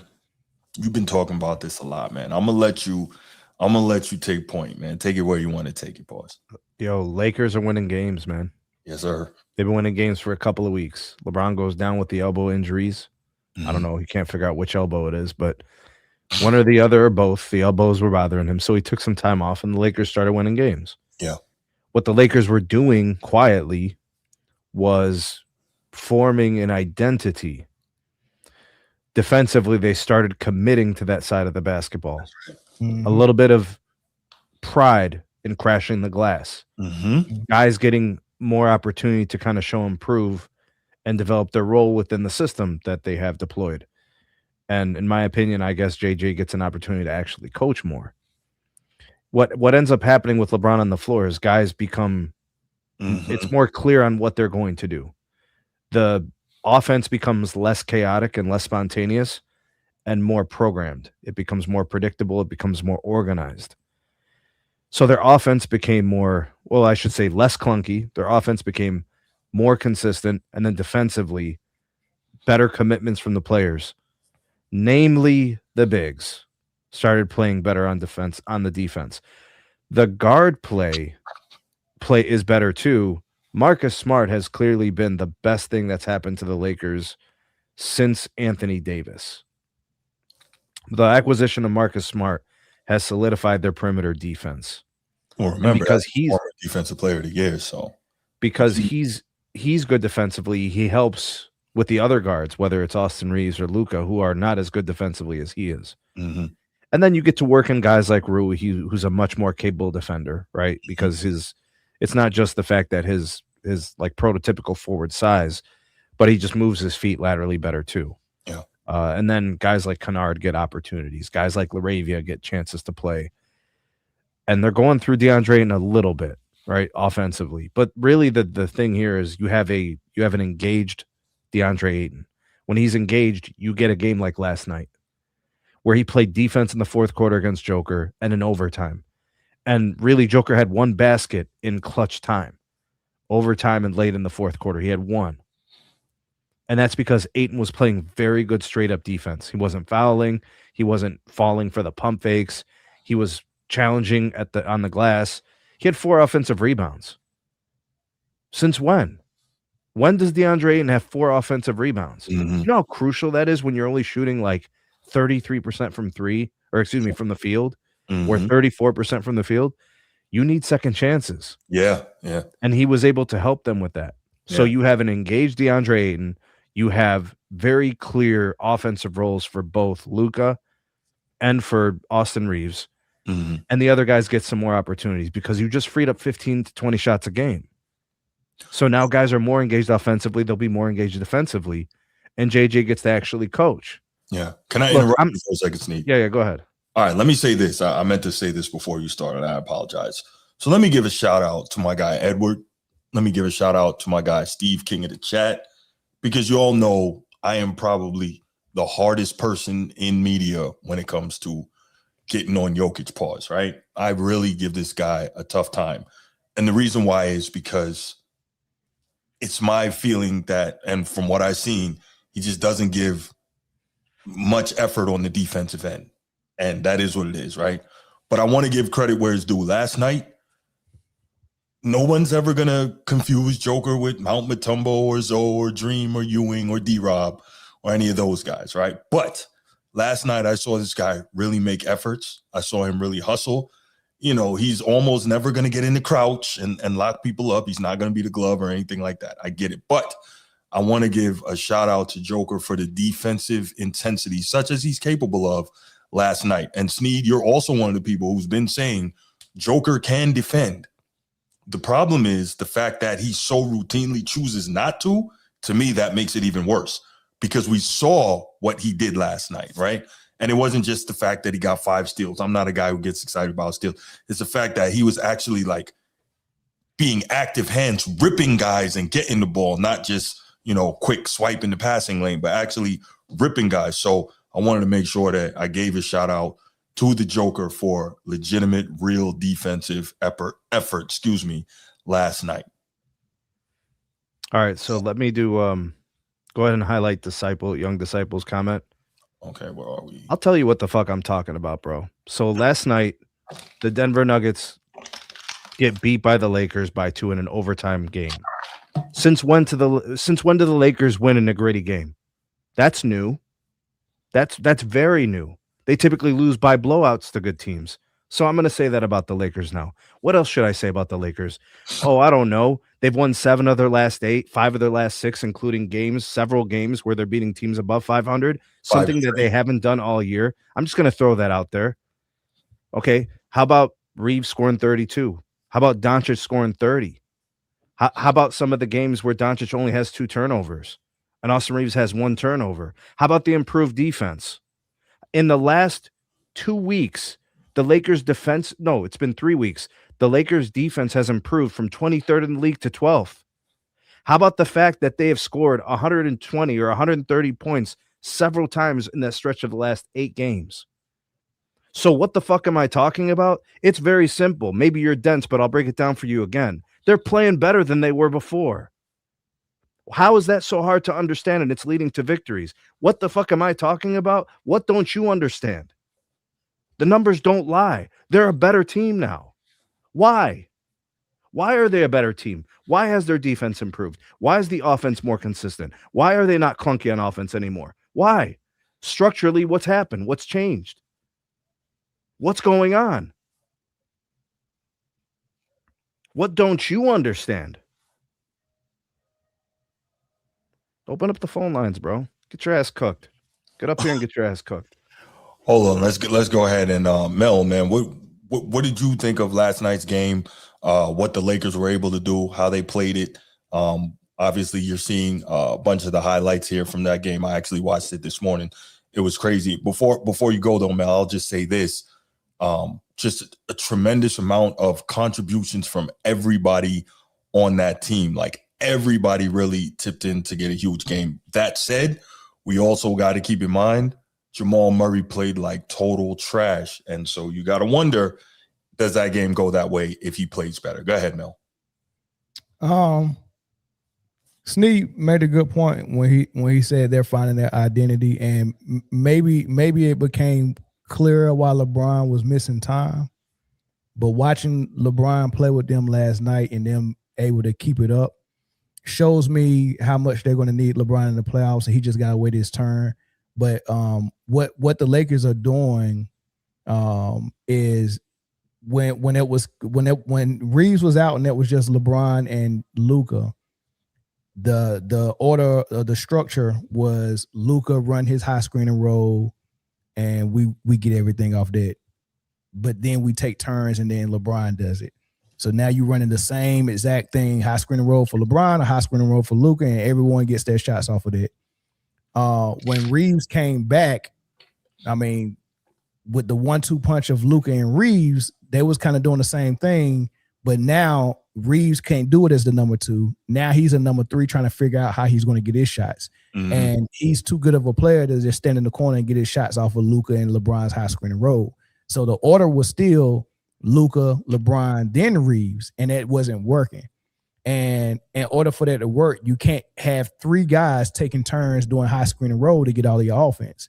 What I seen last night, they have made a decision that it's going to be Luka, Reeves 1 and 2, and LeBron has to find a new way to get his 20 points that he's going to give them. And he didn't do much high screen and roll last night. They actually used him as an offensive hub in the high post at the free throw line, like they do with Jokic. And I really like that because he's a great passer just like Jokic. They put him in there at the high post at the free throw line, and they can run split cuts off the ball. And it's different from high screen and roll. And I like that because now you're not spamming high screen and roll for 4 quarters for all of your points. You're actually getting your points other ways through LeBron as a hub. And I like that also because now you can sit Luka fat ass down to rest his titties, and he don't have to be on the floor all the time sucking. Well, I'm not going to say he suck on defense because the last week he's been actually good on defense. But I like that extended bench time that he got last night because Reeves and LeBron actually did well. And Luka can sit down a lot now, just like SGA sits down a lot.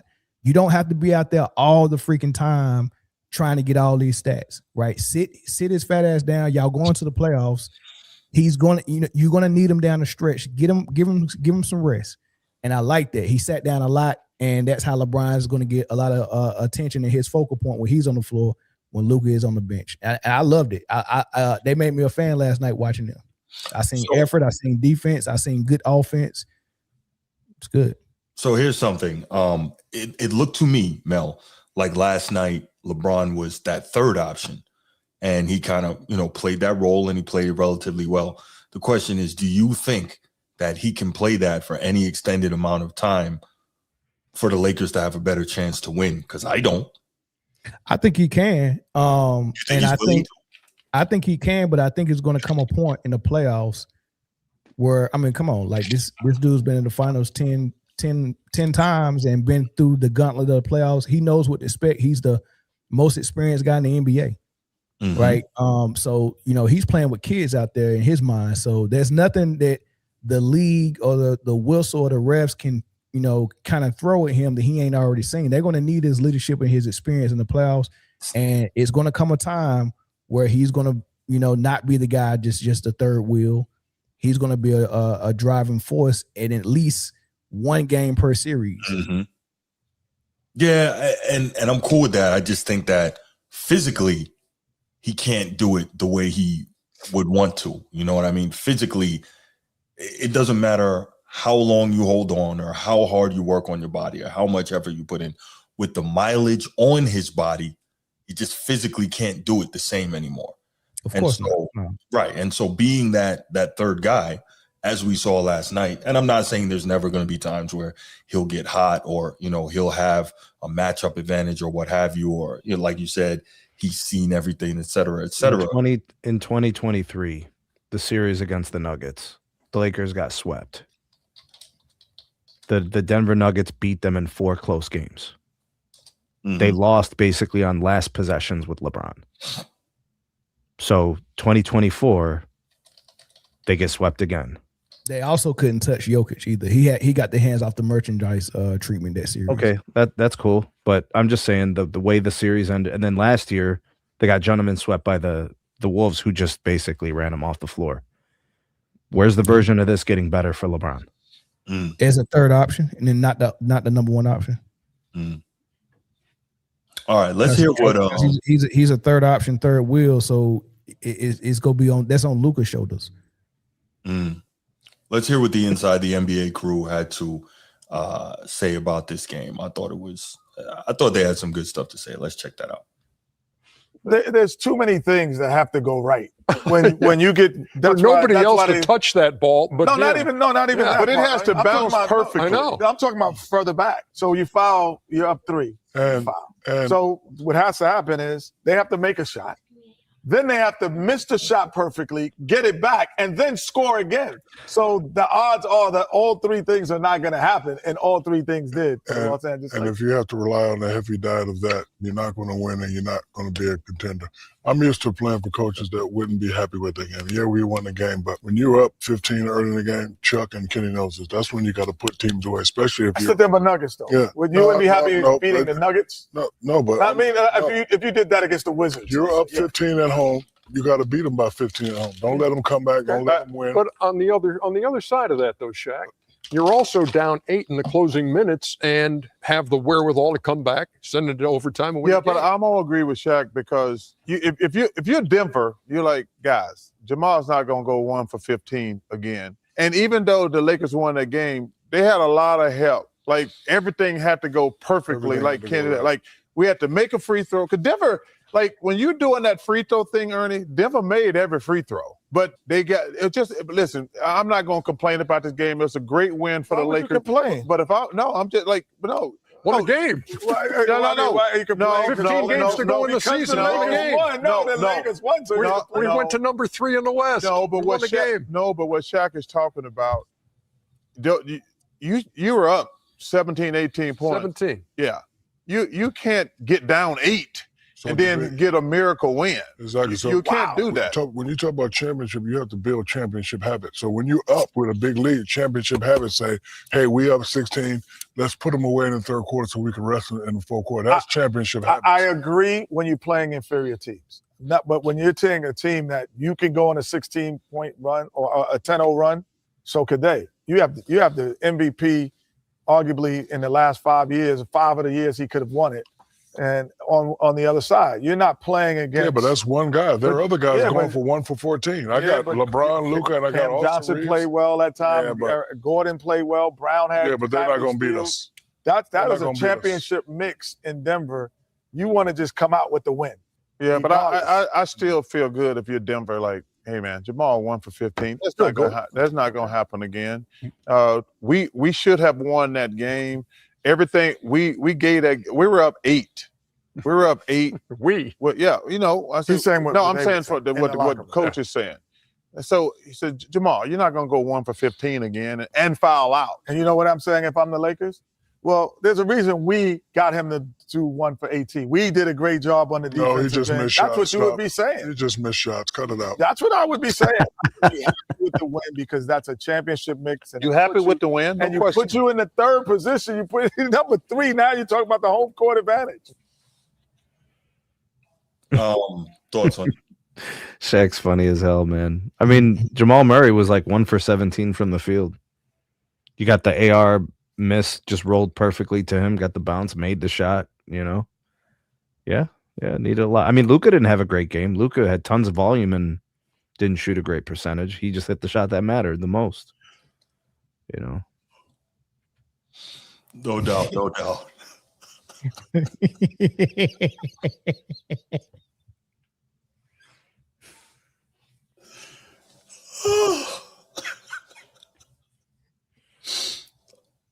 Oh my goodness. So the thing that's going on with TNT and the crew is Chuck just haven't believed in the Lakers for the last 5-6 years, and he just refused to buy into a team with an old dude because he tried that with Houston. He was old, past his prime. Hakeem was past his prime. Scottie Pippen was right toward the end of his prime. Yeah. So he's seen this old dude, try to carry squads, and he just not buying into the Lakers just because LeBron is 1,000 years old and he's on the squad. He just not. Plus, they've not been playing well and they've not been playing defense. However, I can admit that things are starting, just like Snead did. They're starting to do some things better, and they look more like a team that can be competitive in the playoff than what they was earlier this year, where you was like, nah, Lucas is gonna get cooked on defense. LeBron and Reeves gonna get cooked on defense. They all three ball dominant on offense. It's just not gonna work. So they beat a good team in a gritty way. They haven't done that all year. Right. Yeah, I mean, I understand everything Chuck is saying. I understand everything Shaq was saying, but I can also acknowledge it looks better. So we'll see. All right, so quick question then. Let me minimize this. Stupid. Okay, how much? Send that to Snead. I did.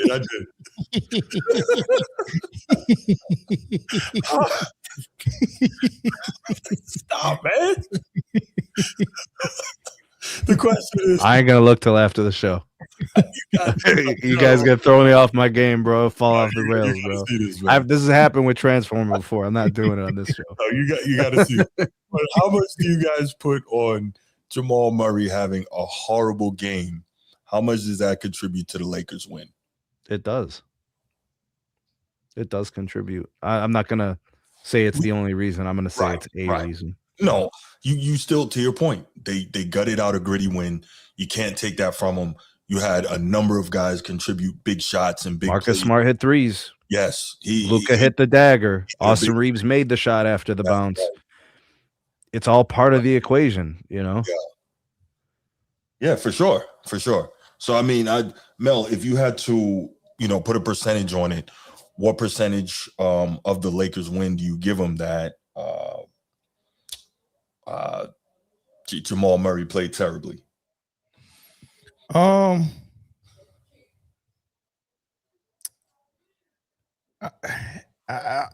mean, I guess the real question is did the Lakers do something to make him shoot that bad? Also, when someone's playing not good as a star or a co-star, that's what the rest of the team is for. And Gordon stepped up. Gordon played pretty good.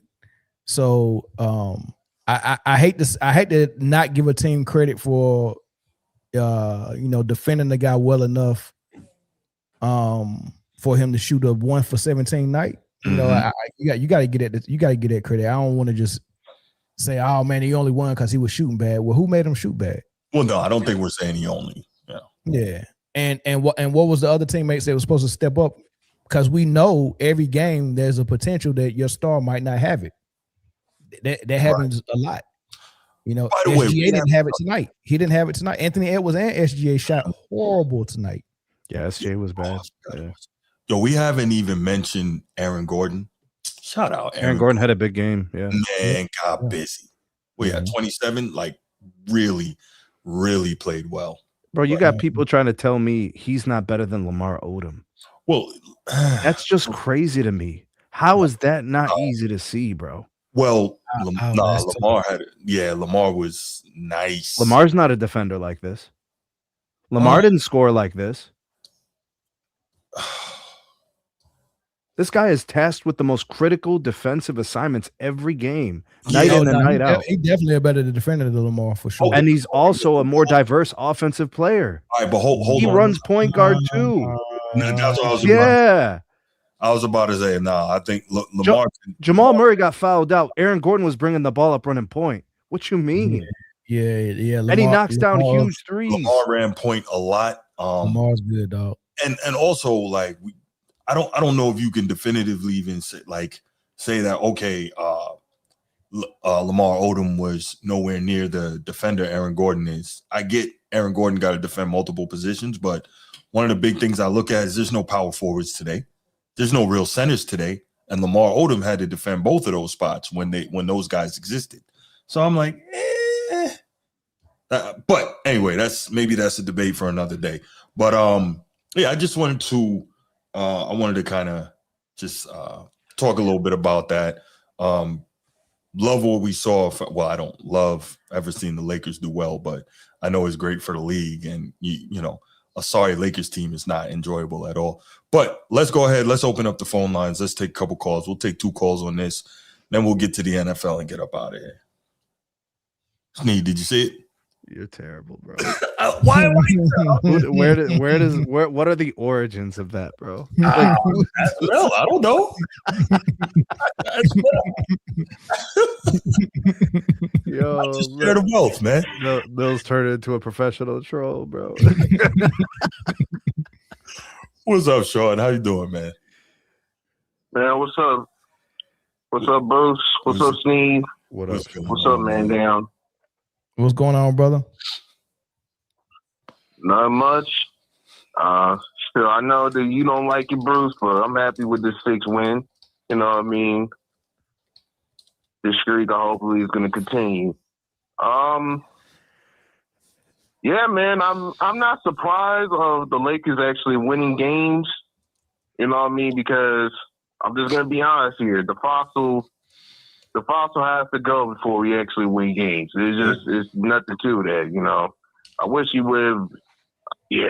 would still be gone, but this was actually the first game where I pretty much had to give him credit. LeBron actually did hustle throughout that whole game. Put his body on the line when he called the certain plays. And I do appreciate that. Now, don't get it twisted, though. I still want his ass gone, but I do appreciate that he actually did that last night against Denver. And he didn't even clutter. He didn't clutter with the whole BS and actually allow people to play their games instead of like forcing them to play in one way. That's also another thing I actually appreciate that. You know what I mean? The Lakers did their own thing. You know what I mean? They lock up Jamal Murray. You know what I mean? We actually did a great job defensively against Jokic. Mm-hmm. Now, don't get it. Now, Jokic, as far as Jokic, though, you know what I mean? He did step up in the second half. Mm-hmm. You know what I mean? He did try. I also see some defensive plays. Mm-hmm. He actually did. For now, sure. You know what I mean? I know there are a lot of people on this trying to be on Jokic's head when it comes of his as far as level of play. Now I'm just gonna say with Jokic. I think Jokic is all-time great, but among the all defensive centers, I think he's the weakest defender of all of them. Correct. You know what I mean? It's just the truth.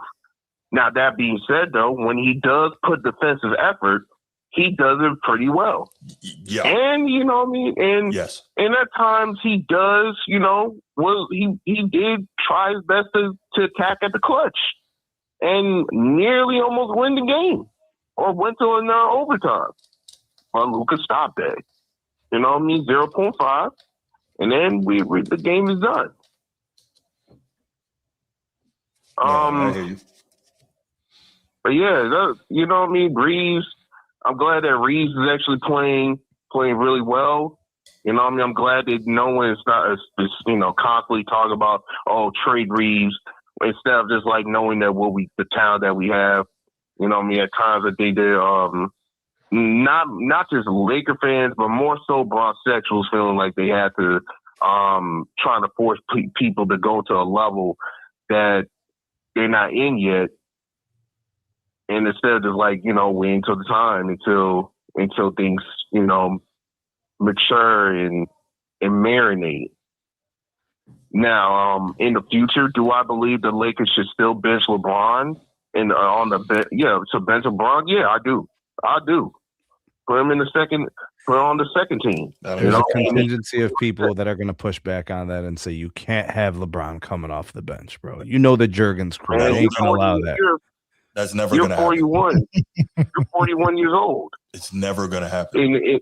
In old man age, you're pretty much 41. You're 81 in old man age. You know what I mean? It's cool, man. Just sit down, tell your son about war stories, eat that hard candy, and just watch the game.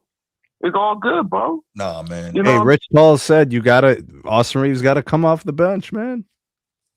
Man, Rich Paul, all Rich Paul does is to be kissing up, man. That's all he does. He's just nothing more but he's just a speakerphone for Bron, man. Man, don't worry, man. He about to get his buddy's gonna come in soon after this call, man. I know what's up. You know what I mean? Shit, man. Them forget about that. Them guys are like hellhounds when it comes for LeBron. I'm like, damn, man, what is LeBron feeding you? Steak and eggs? Man, chill, man, chill. We talking. All right, what else you got, Sean? But to fly, to end this plane, you know what I mean? I appreciate the effort. You know what I mean? Hopefully more we will actually win. And yeah, you know what I mean? You know, maybe, you know what I mean, this playoff series, the Lakers versus the Celtics might happen or might not happen. I mean, you guys are going to be facing against the Pistons, so man, you know your chance is kind of slim. Well, yeah, but your chance. Here's the deal: even if you got to the Western Conference, you can't beat the Spurs, man. You can't beat the Spurs or the Thunder. They too fast, too athletic. You can't do it. Yeah, man, we beat the Spurs before. You know, we beat the Spurs before. You're not beating you guys. You're not beating this Spurs team in the series. All right. You're not. All right. You're too young, too athletic, too defensive. It's too much, man. But all right, Sean, man, I appreciate the call, bro. Thanks, Sean. All right, no problem. All Peace. right, man. Peace. You hear that, Mill? Sean ain't with the Jurgens crew, bro. He ain't into that. Y'all the worst. Y'all are oh, by the way, Bree said prime Maya Moore. Yeah, that's what Mill was saying. Fair enough. Yeah. I don't think it's by a lot, though. I don't think it's by a lot. But I do think it's, these conversations are always, it's like splitting hairs. Yeah. YD, what up, man? Hey, what's poppin', bro? What's up, Mel? Hey, What's good? Hey, Sneak, what you was talking about, bro? What up, man? Nah, don't try to change the temperature now, bro. You caught up here, you get cooked, niggas. Nah, I want you to call out, step up to get sat down, bro. Go ahead, get cooked. Go ahead. Yeah, go ahead. I'm trying to see what you're talking about. I said what I needed to say, bro. You want me to do it again? y'all need you to do it again because I heard you make a whole lot of statements. This is the first time they would have had a gritty win, and you never told us why. You never. I hear you trying to associate everything to LeBron. No. Actually, it has nothing to do with LeBron and everything to do with everybody else. I didn't hear you give no analysis now. I think about them reincorporating LeBron back into the lineup. I heard Mayo. I heard Mayo give you the switch up or the newer thing that they doing, putting LeBron on the pinch post. So where's your analysis of the game, bro? Instead of all these feelings, though. Are you? I thought LeBron played below average yesterday. I thought he had a great play diving on the ball to try to regain possession, but I mean, he had 5 turnovers. So if anything, I could point to that and say you were the third guy on the offense and you had 5 turnovers. That's bad. That's your analysis? No. You just wanted me to talk about LeBron. So there's your LeBron analysis. Now for the team. I'm trying to let you finish. No, I said analysis on the Lakers. Okay, so the Lakers offense looked more organized over the course of the last 2 or 3 weeks than it has all season.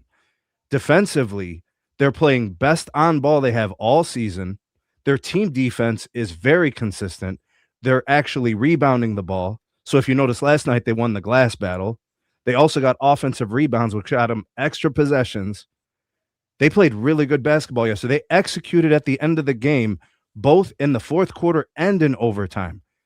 Their offense is better today than it was 3 weeks ago. Their defense is exponentially better than it was 3 weeks ago. That's why they're winning 7 out of their last 8, 5 of their last 6.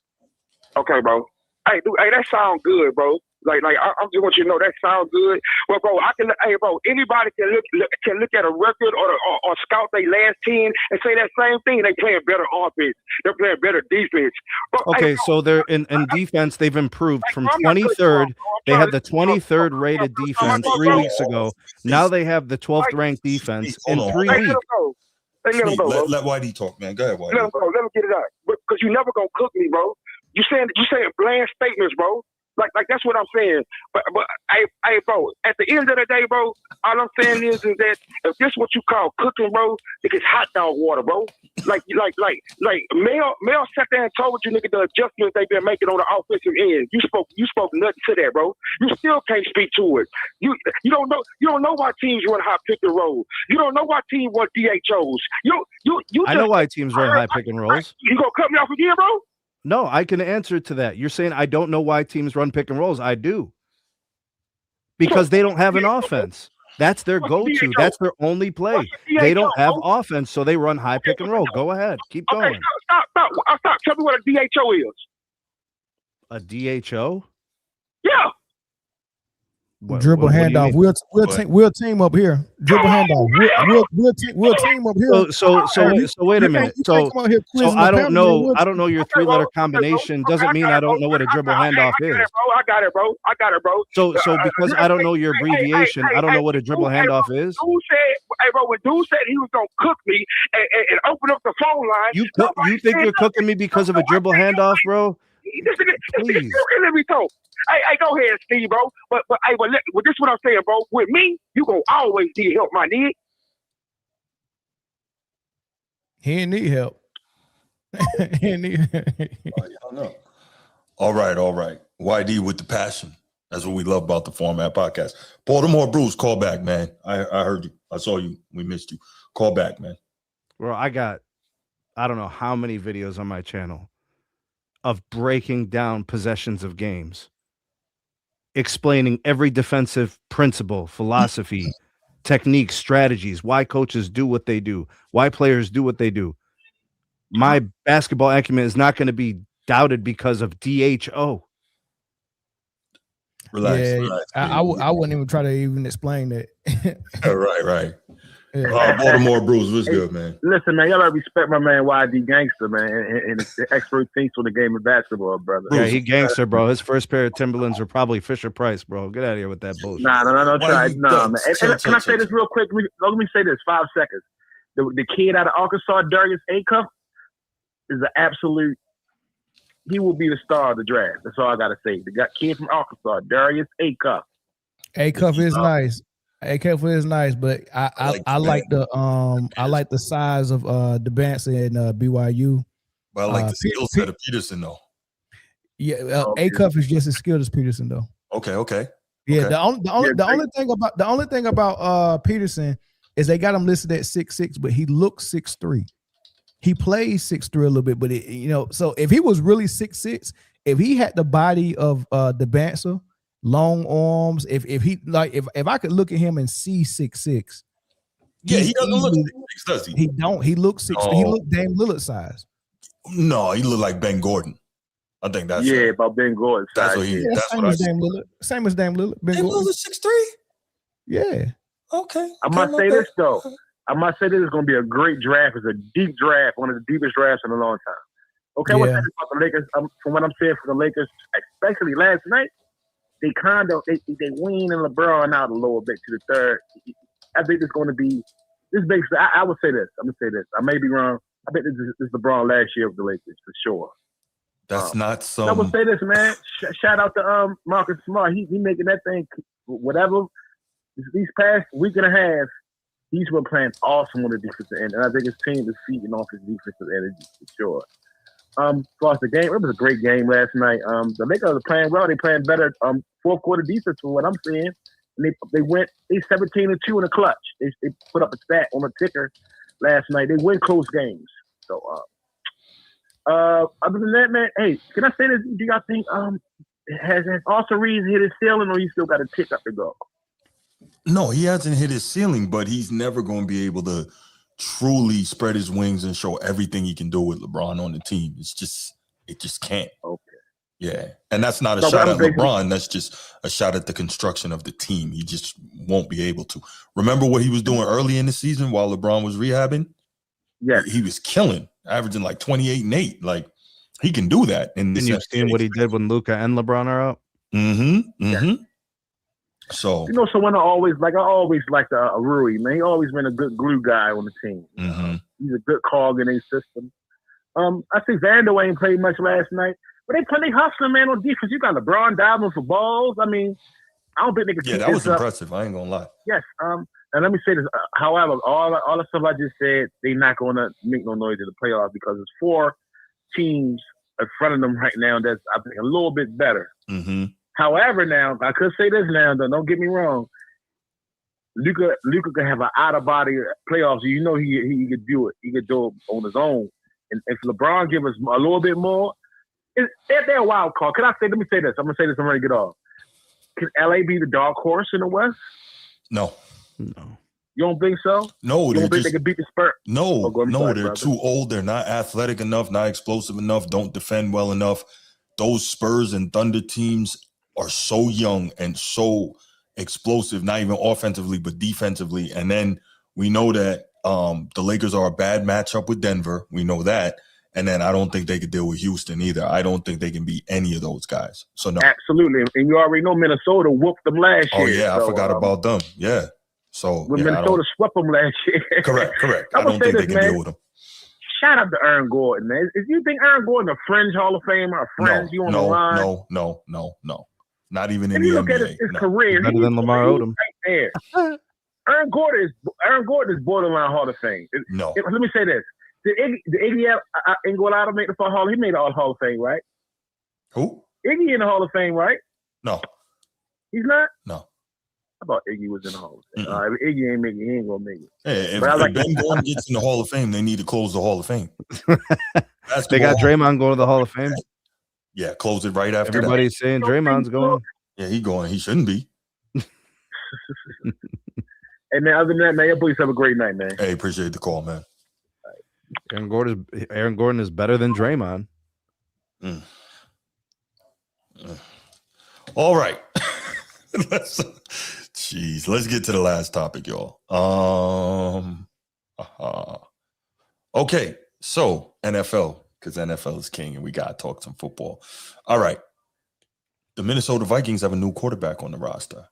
And that quarterback is former Cardinals quarterback, former number 1 overall pick, Kyler Murray. And it's actually a kind of perfect situation, really, no matter where Kyler Murray ended up, because he's signing with his new team for like $1.5 million because the Cardinals got to pay him like $39 million for cutting him. So it works out really well.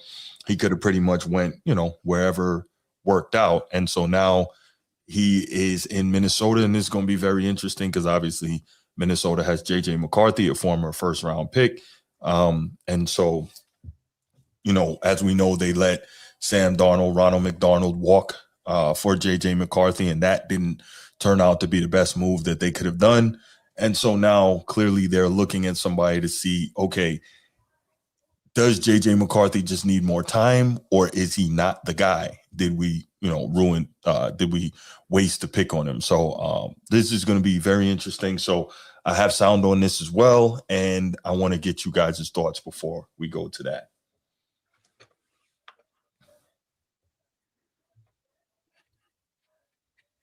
Thoughts? Oh, I thought you said you were going to play the sound. No. I said I want to get you guys' thoughts first before we get to that. Oh, okay. Yeah. I was like, damn. Well. I was waiting for the I mean, I never thought JJ was the guy. I was curious coming out of Michigan. I was curious, but I gave him a chance. I watched what he could do, and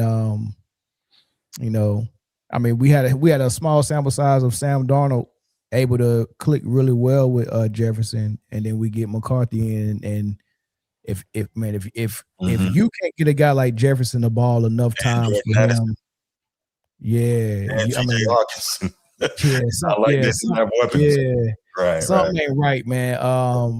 So I don't think he's the guy. I don't think he might be a really good backup though. Okay. Sorry, my bad, guy. I was going to say that you have a 10-game body of work to look at. 57% completion. It's like a 1-to-1 touchdown interception ratio. You don't conclusively know he is or isn't your guy for the future. So you're bringing in Kyler Murray to compete, essentially, because he's coming in. His salary's basically paid by the Cardinals. So you're just bringing another guy to compete for the job. You're just going to play who looks the best, and you're just going to start him and see what happens. If they flame out, you're going to start the other guy. You really don't know what you have in either guy. What's the draft capital on him? 10th overall pick? I think so. Yeah, I wasn't impressed by him at Michigan. I didn't know if he was necessarily a 10th pick, but like in the NFL, if you're a quarterback at a big program, you're probably getting drafted at some point. He went 10th. So they've got some draft capital in them. Because, there's some Hall of Fame potential players in the first round every year. So,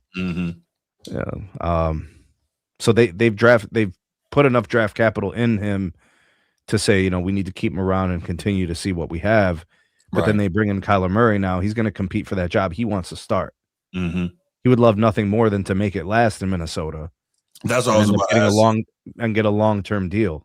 Yeah, that's what I was going to ask you. Yeah. This is more of an audition and an opportunity for JJ McCarthy to get another year, because I think they're saying this is going to be a real quarterback competition. I think it is. McCarthy wants to compete, so I don't know. If they had to pay Kyler Murray more money, Kyler Murray would be starting. It wouldn't even be JJ McCarthy in the conversation. Right. That's a fact. Because I think Kyler Murray's only getting $1.3 million from Minnesota this year, so they can do that. Because Arizona got to pay him like $37 million. Mel, you got to get out of here, man. You want to give any last thoughts on this before you roll? Nah, man. I'm pretty sure we'll see Kyler Murray at some point. If they want to get a young buck a shot, he gonna be looking over his shoulder. He better play good, and the crowd. If he's not playing good, they gonna be calling for Kyler Murray. So it's gonna be a rough season. No doubt. Man, all right, Mel, I appreciate you being here. Mel said, all right, we done talking hoop. I'm out. Nah, it's almost 8 over here. I got to make sure these kiddos, you know what I mean? I got to get them situated. Yeah, no doubt, man. I appreciate you, bro. All right, thank you. All right, Sneak.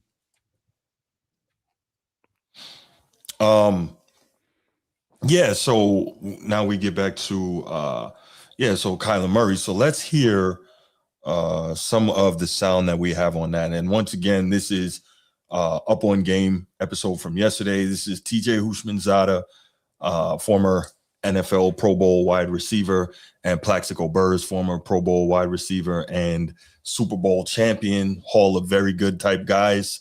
Let's hear what they have to say about the whole Kyler Murray thing, and then we come back, discuss that a little bit, take some calls, and get up out of here.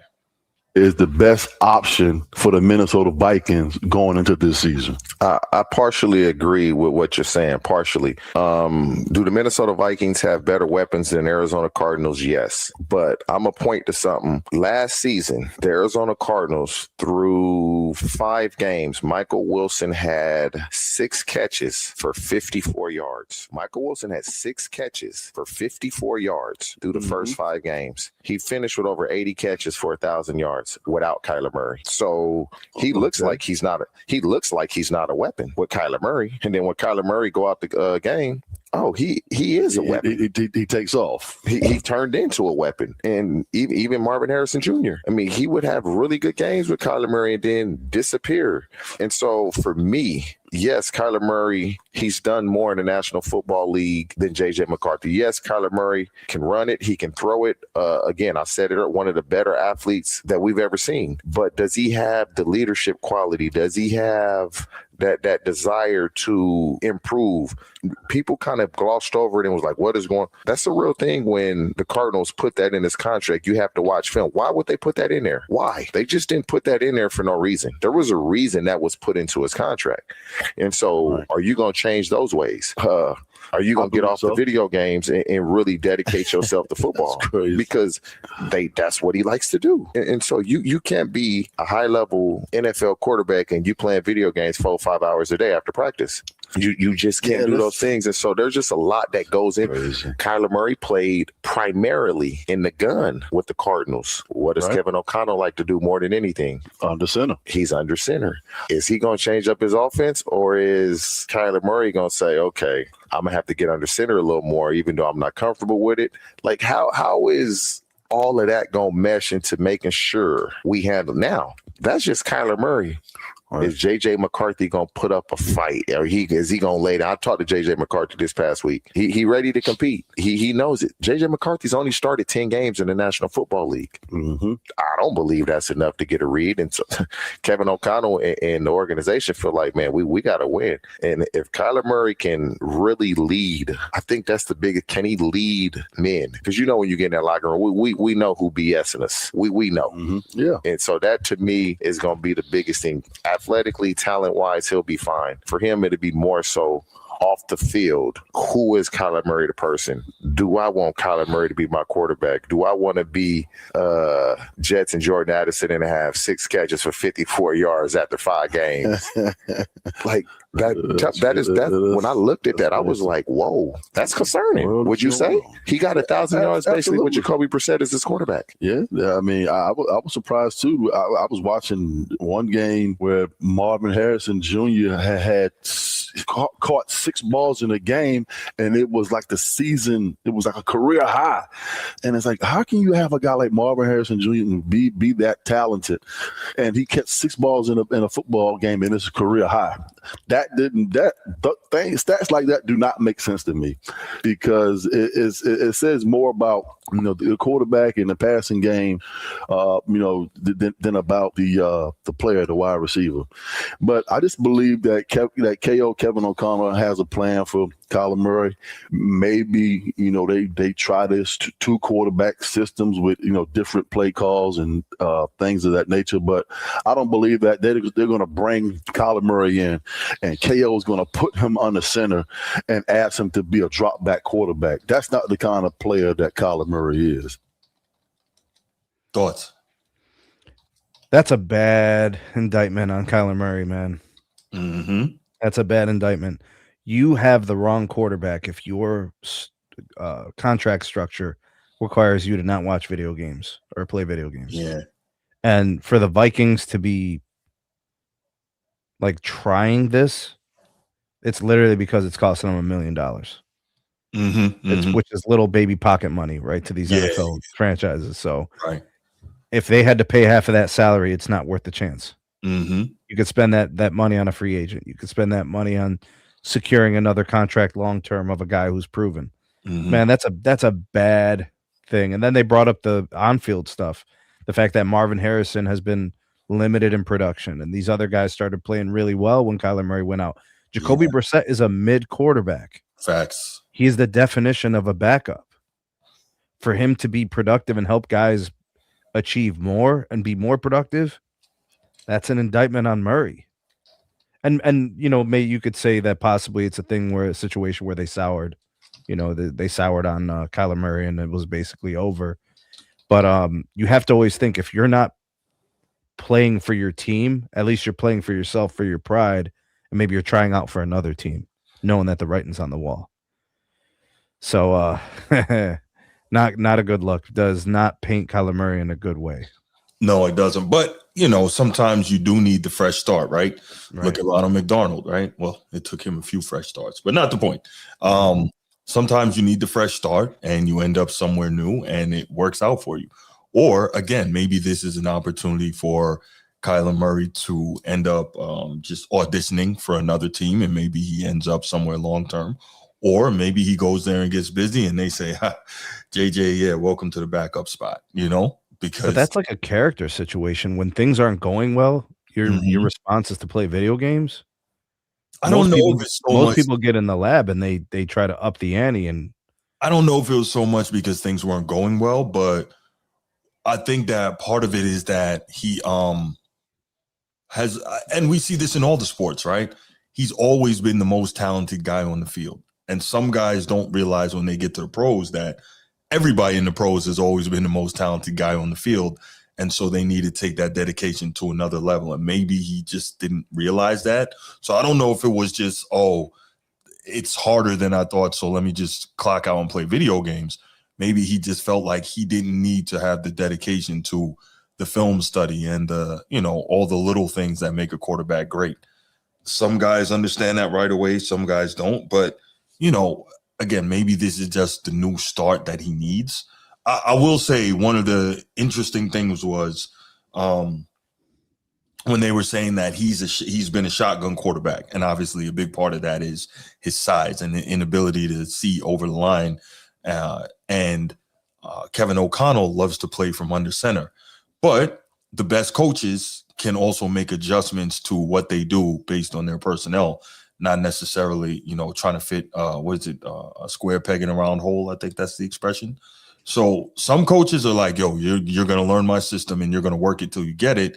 And other coaches are like, I will make some tweaks and some allowances for us to both have success together. Like Andy Reid is a guy that will make the tweaks, which is why he's one of the greatest coaches ever, right? He'll make the tweaks in order for everyone to have success. Not everyone is like that. So it's going to be interesting to see how Kyler Murray handles that. Or maybe, just maybe, that lights the fire under JJ McCarthy and he goes out and wins the job. Because I think that's what they want. He's been in the system for 2 years already. He knows the system. I think that's what they want, Bruce. I think that's the perfect scenario. Like if that fails, then they're like, all right, Kyler Murray can start. Mm-hmm. And if they're at the end of the season and they're competing for a wild card, a guy who's played, 7 years in the league? Kyler Murray's been in some playoff games, hasn't he? I know he hasn't won, but I think he's been in one, maybe two. But I think he's been in one. I mean, it gives us something, you know. Yeah. So Chief Higgins, here's the thing, right? Drew Brees and Russell Wilson are pretty much the only small quarterbacks that have had big time success. Other than that, it's really hard to think of small quarterbacks. That too small thing is a real thing, because being able to see over the line or being able, when you're that small, because the batted balls is crazy. Yes, the batted balls. Like look at Baker Mayfield's troubles with batted balls, and he throws missiles. He's like 6'2", and he throws missiles. Right. So Kyler Murray's like 5'8". But see, I think part of the problem here also is the coaching, right? You got a guy like that, you know, he has a literal physical weakness that he can't overcome. He's mobile. He's got a big arm, Kyler Murray. So why are you not doing more stuff to move the pocket for him to make it easier for him to see the throwing lanes, right? Yeah. So a little bit of scheme and a little bit of structure. Yeah, Chief. No, I get you. Talent is absolutely talent. I'm just saying, like when you reference the small quarterbacks, that I get you saying you don't like it, but it is a real thing just based on the fact that we've only really seen 2 have major success in the league. That's why a lot of times you will see, if you got a Kyler Murray who's 5'8" and you got a Fernando Mendoza, we know Kyler Murray has the more physical tools. He's more mobile. He's quicker. He's faster. He has a cannon of an arm. But guess what? You're going to take 6'5" Fernando Mendoza, who's got a good arm, not an elite arm, but a good one. And he's 6'5", and he can do the stuff, and he's moderately mobile. Again, not as mobile as Kyler, but you want that more so than you want a 5'8" guy, because you don't have to do as much to facilitate him being able to see and make the throws. That's all. He gets knocked out of games too, doesn't he? Who's that, Mendoza? Kyler Murray. Okay. Yeah. He's been knocked out of games, and he's injury prone. He ripped the knee, which, I mean, a lot of guys rip knees, so it happens. But yeah, he's definitely had injuries. But again, this is going to be interesting just to see. And you may be right, Sneed, in terms of Kyler Murray being used as something to light a fire under JJ McCarthy. $1 million, man. I think JJ McCarthy definitely wants to compete. I think he definitely does. The question is he good enough? And it was interesting you referenced Michigan, and I think the bigger indictment of his impact on Michigan is how poor they were on third down the year after he left. JJ McCarthy was an outstanding third down quarterback in college. And we always hear when it comes to quarterbacks, third down's the money down, right? He was very, very good. Yeah, but the thing about third downs, man, it depends on the down and distance. Right. 3rd and 3, 3rd and 6, or 3rd and 10, or 3rd and 11. Yeah. Yeah, those are it's much easier to drop a play 3rd and 4. I mean, I just need a tight end to beat his guy by a step, you know what I'm saying? Right. Or even a back leaking out, you know, depending on what you see from the pass rush. But no, I hear you. But yeah, it's going to be interesting, man. Kyler Murray is now a Viking, and we'll see. The Vikings have talent. The Vikings have some skill and some talent on that team, so they're about to curse it.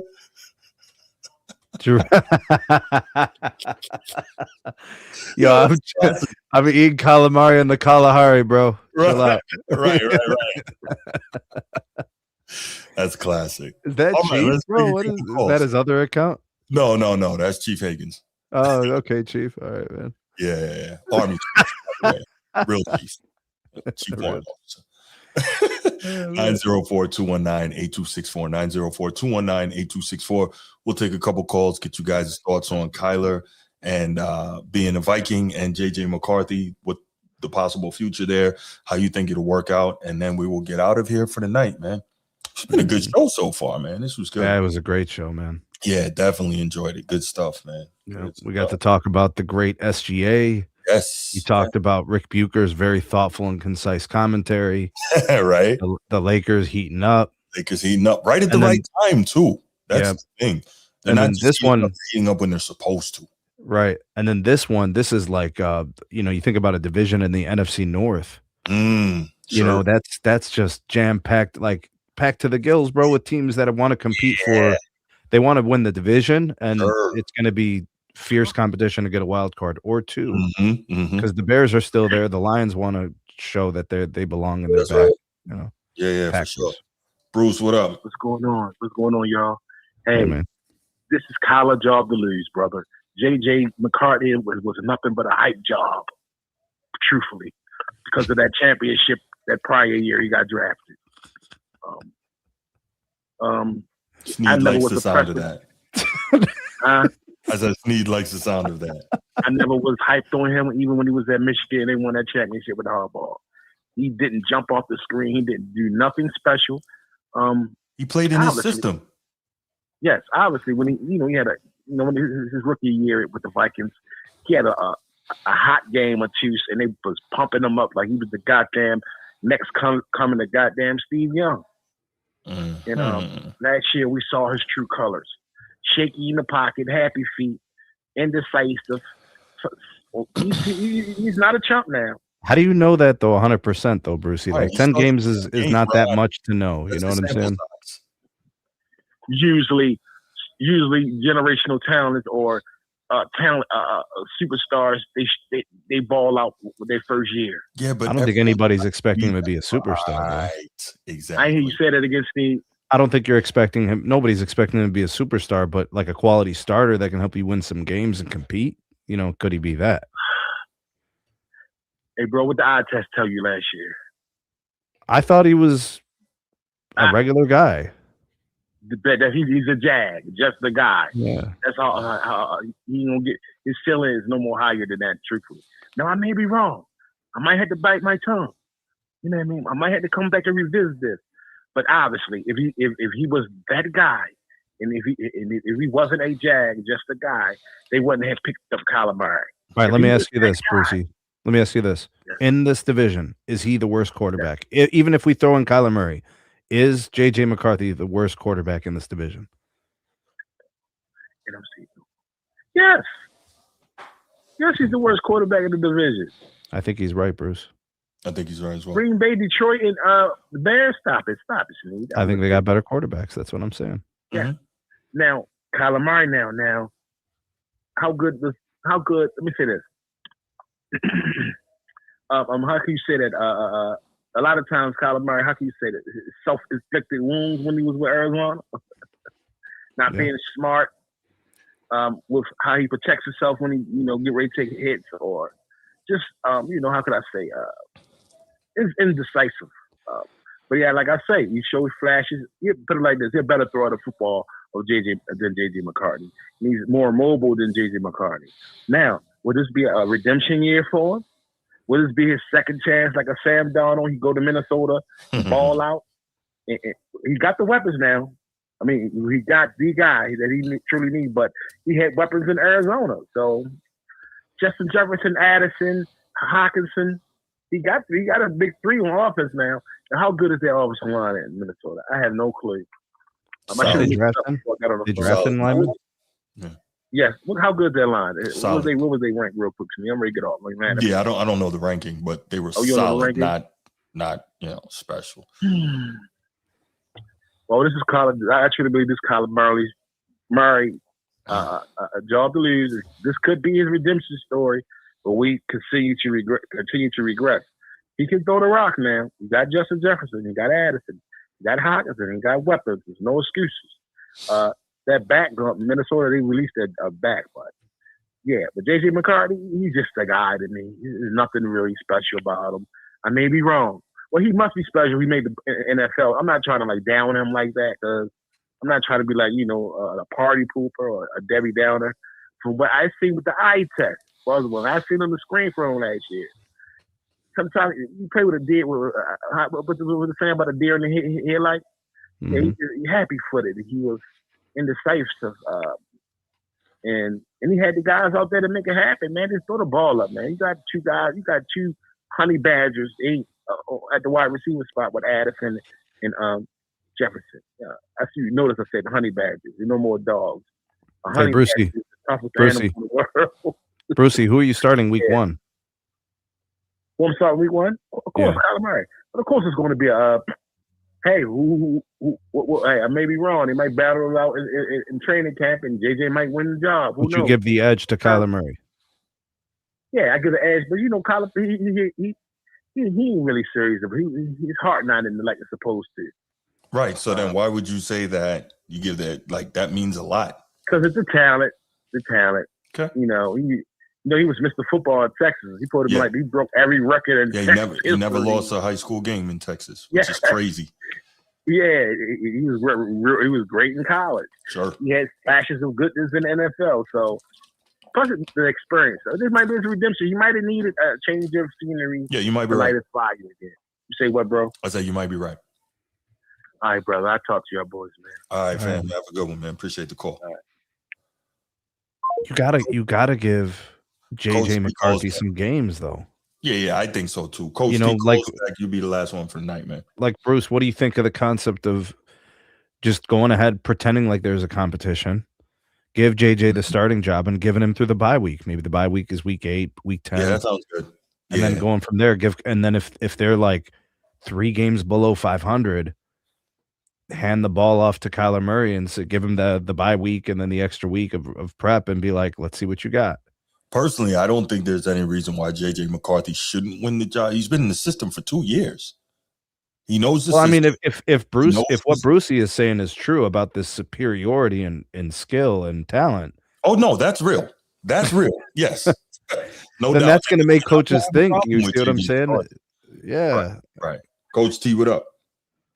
What up, Bruce? What up, Sneak? Sneak, got what you need? What up, Coach? Salute, man. Hey, y'all, good show.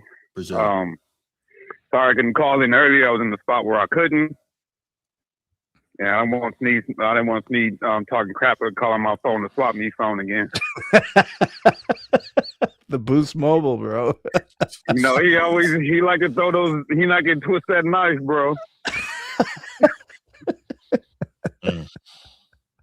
Hey, man, you gotta stop having ops on the network, bro. What's going on, bro? Why you got? I ain't got no ops, bro. It's all love, man. It's all love. Man, they follow you show to show coming after you, bro. Come on now, bro. Straight up, man. I have to have Bruce get the military at your house, man, to protect you. My day's over, man. Get the National Guard over there, bro. I'll be all right, bro. I hold my own. You got fake gangsters coming after you, bro. What's wrong with you? Hey, man, the fake gangsters tickle me, bro. Here we go, man. What you got, Coach T? What you got, man? I'll stay on topic, man. I respect your show, man. Thank you. I appreciate that. I respect your show. One thing that you have Brucey made some valid points. You know, I don't disagree with none of his points. But the one thing that he didn't mention was who's the coach there in Minnesota? What's his name? O'Connell. Yeah, O'Connell. Very good quarterback coach. Yeah, he's good. Very good quarterback. He has taken quarterbacks who has had worse careers than Kyler Murray and turned them into, I ain't gonna say MVP looking quarterbacks, but really good. Yeah, winning quarterbacks. Yeah. So I think he can do the same thing with Kyler Murray, and don't he have ties to Minnesota? Kyler Murray? I don't think so. I don't think he has ties to Minnesota. I have to do some more. I thought I heard somebody talk about it. He had ties in Minnesota. Let me see. Which is why the Vikings. They wouldn't be surprised if he signed with the Vikings. They said that about a week ago, before free agency started. So I'm not surprised he signed with the Vikings. Nice. But how cool is it that you got to throw to Larry Fitzgerald, who's in the Pro Bowl now? I'm in Pro Bowl. Wow. In the Hall of Fame. Right. And now you got to throw to Justin Jefferson. Yeah. Who makes average quarterbacks look great. Yeah, now, absolutely. Now they need to straighten up that offensive line, because that was one of the problems that JJ had last year as a rookie. Well, was he holding on to the ball too long, or was that line bad? Nah, he was getting free. They were getting free. All right. So, and as being as young as he is, first year starter, he didn't know what to do. You can tell, and that also comes from coaching as well too. Like, you gotta not saying I'm not in the green room, but from the product we saw on the field, and you can tell me if I'm right or wrong, you guys. A lot of that kid come to coaching like, why are you holding on to the ball like that, trying to make a deep throw when the protection is only giving you 2.5 seconds. Mm-hmm. Like, you got to make that adjustment as a quarterback.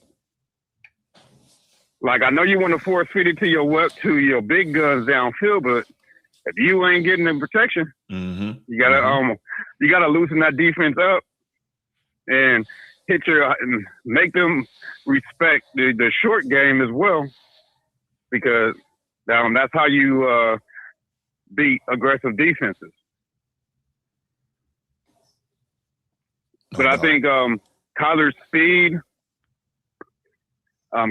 will overtake those discrepancies from the offensive line, because he can get 15, 20, 30 yards on his foot on a broken down play. And he's a veteran. He's been in the league for a while. Right. And he can make those reads as well. I think this is going to be a breakout year for him. I'm not going to say he's going to be an MVP quarterback, but he's going to be Minnesota's offense is going to look different. It's going to be more dangerous. You got a quarterback that can move, and it's hard to defend those mobile quarterbacks. Hard to. Agreed. They keep aggressive defenses honest. Because you got to have that. Because when you're going against a guy like that, you got to have a spy back there. And that takes away from him in coverage. Versus a guy like JJ, that spy, he can take away your number one weapon or make it hard for him. So that's an adjustment right there that'll benefit the offense, because that's going to leave one or two of your main guys is going every week going to have single coverage every week, because you got one guy that's got to stay honest and take away that run threat from Kyler.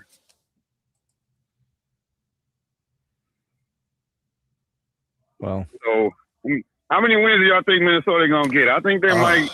I think they stay strong enough to get 13. Well, they got 13 is a lot, but they got 8 wins last year with JJ McCarthy. So I think they can get 10, 11 wins. If Kyler Murray's the guy, they or can if get JJ gets 11 better. wins. Or if JJ, right. So I don't think that division is going to be real tough, man. I don't think it's like beyond the pale to say 11 wins. I'm gonna describe some of the things that analysts say about JJ McCarthy's performance last year. He is inefficient, has a high sack rate, and has poor accuracy under pressure.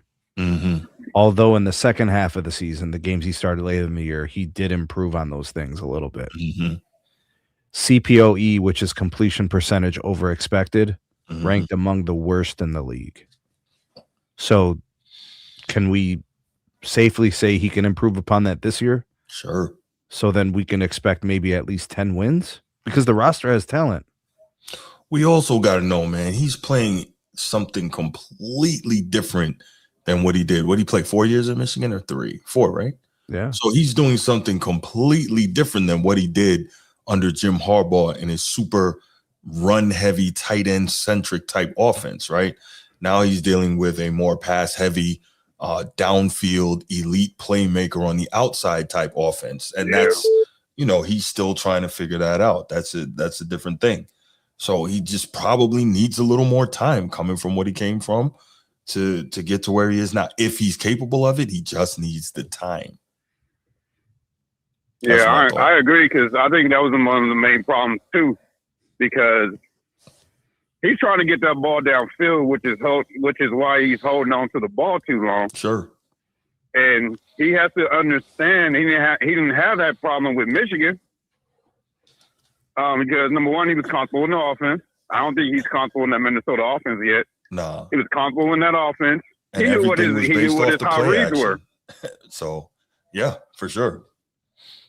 And they had. Let me ask y'all this, and then so. Well, let me ask y'all this, and then I'll get off. Y'all can enjoy the rest of your weekend. If they had, how to rephrase this question? Do y'all think they got high confidence in JJ or low confidence in JJ? Man, these people with their retarded cars. I think it's somewhere in the middle, because they brought in Kyler Murray. Yeah, it's somewhere. So they don't have high confidence. That's for sure. Right. Now, because I was saying, like, sometimes GMs send a message indirectly. Like, yeah, that's what we were talking about. Why aren't they bringing in Kyler Murray to Kansas City? Why aren't they bringing in Kyler Murray to Tampa Bay? Why aren't they bringing in Kyler Murray, to every team that has a successful quarterback? Why are they doing it in Minnesota? They could be lighting a fire under the young guy. Maybe. That's kind of trying to teach them a lesson about the league because they told. I'm pretty sure they told him that he's the guy last year when he took over, and now you're sending them this message like you went and got a veteran quarterback player at my position. Well, 11 TDs and 12 picks is mid, bro. No doubt. But Coach T, man, we gotta let you go, bro. We're gonna take Coach. one more and then we get out of here, man. I appreciate the call. Thanks, man. All right, Bruce. All right, Stop letting Steve get picked on, man. You gotta nip that stuff in the bud, man. He's a grown man who can handle himself. Stop letting people call your show and single out Sneed all the time, man. Sneed doesn't need me. Sneed is I'm good, bro. I appreciate you, Coach. Thanks for having my back, bro. Back, Sneed. I got the back, Sneed. I ain't scared of that, dude. Yeah. So, all right, later, Coach T. Yeah. Edward, what's going on, man? Eddie, what up, man? Good evening, fellas. Good evening, Tom and Jerry. How y'all guys doing tonight? He called us Tom and Jerry, bro. That's messed up, Eddie. That's messed up. That is messed up. Let's keep going. Let's keep going. Okay, so look here, fellas. Let me ask you this. Yes, sir. Do you see them in the NFC North finishing from the bottom, at least about the third or fourth? Third?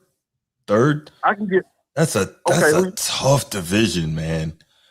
I can see them. I'll say they would be third. Bears are better. I have a good. Packers are better. I don't think Detroit would be better this year. I don't think so. You think it's over for the? You think it's over for the Lions?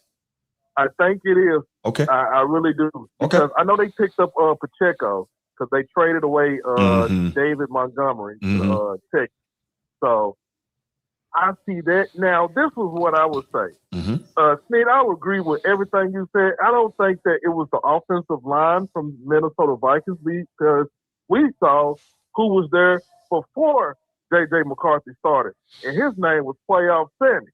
So he was willing and dealing over there. Ain't nobody named Playoff Sammy, bro. That's not a thing, bro. Hold on. No. He was willing and dealing over there with the Minnesota Vikings. Was he? I thought they got bounced out of the wild card. No. Wait a minute. And Ronald McDonald played like trash the final game of the season when that's what I'm saying, bro. Secured the #1 overall seed. And guess what? I bet you Justin Jefferson wish he had stayed there. Oh my God! Did you call in just so you can freaking? No. Well, look, no. That's not what I want to say. I want to get that on out the way. Okay. So I thought you wanted to be fighting for a mediocre player, bro. He wanted to be Tom for He wanted to be Tom for Ronald McDonald.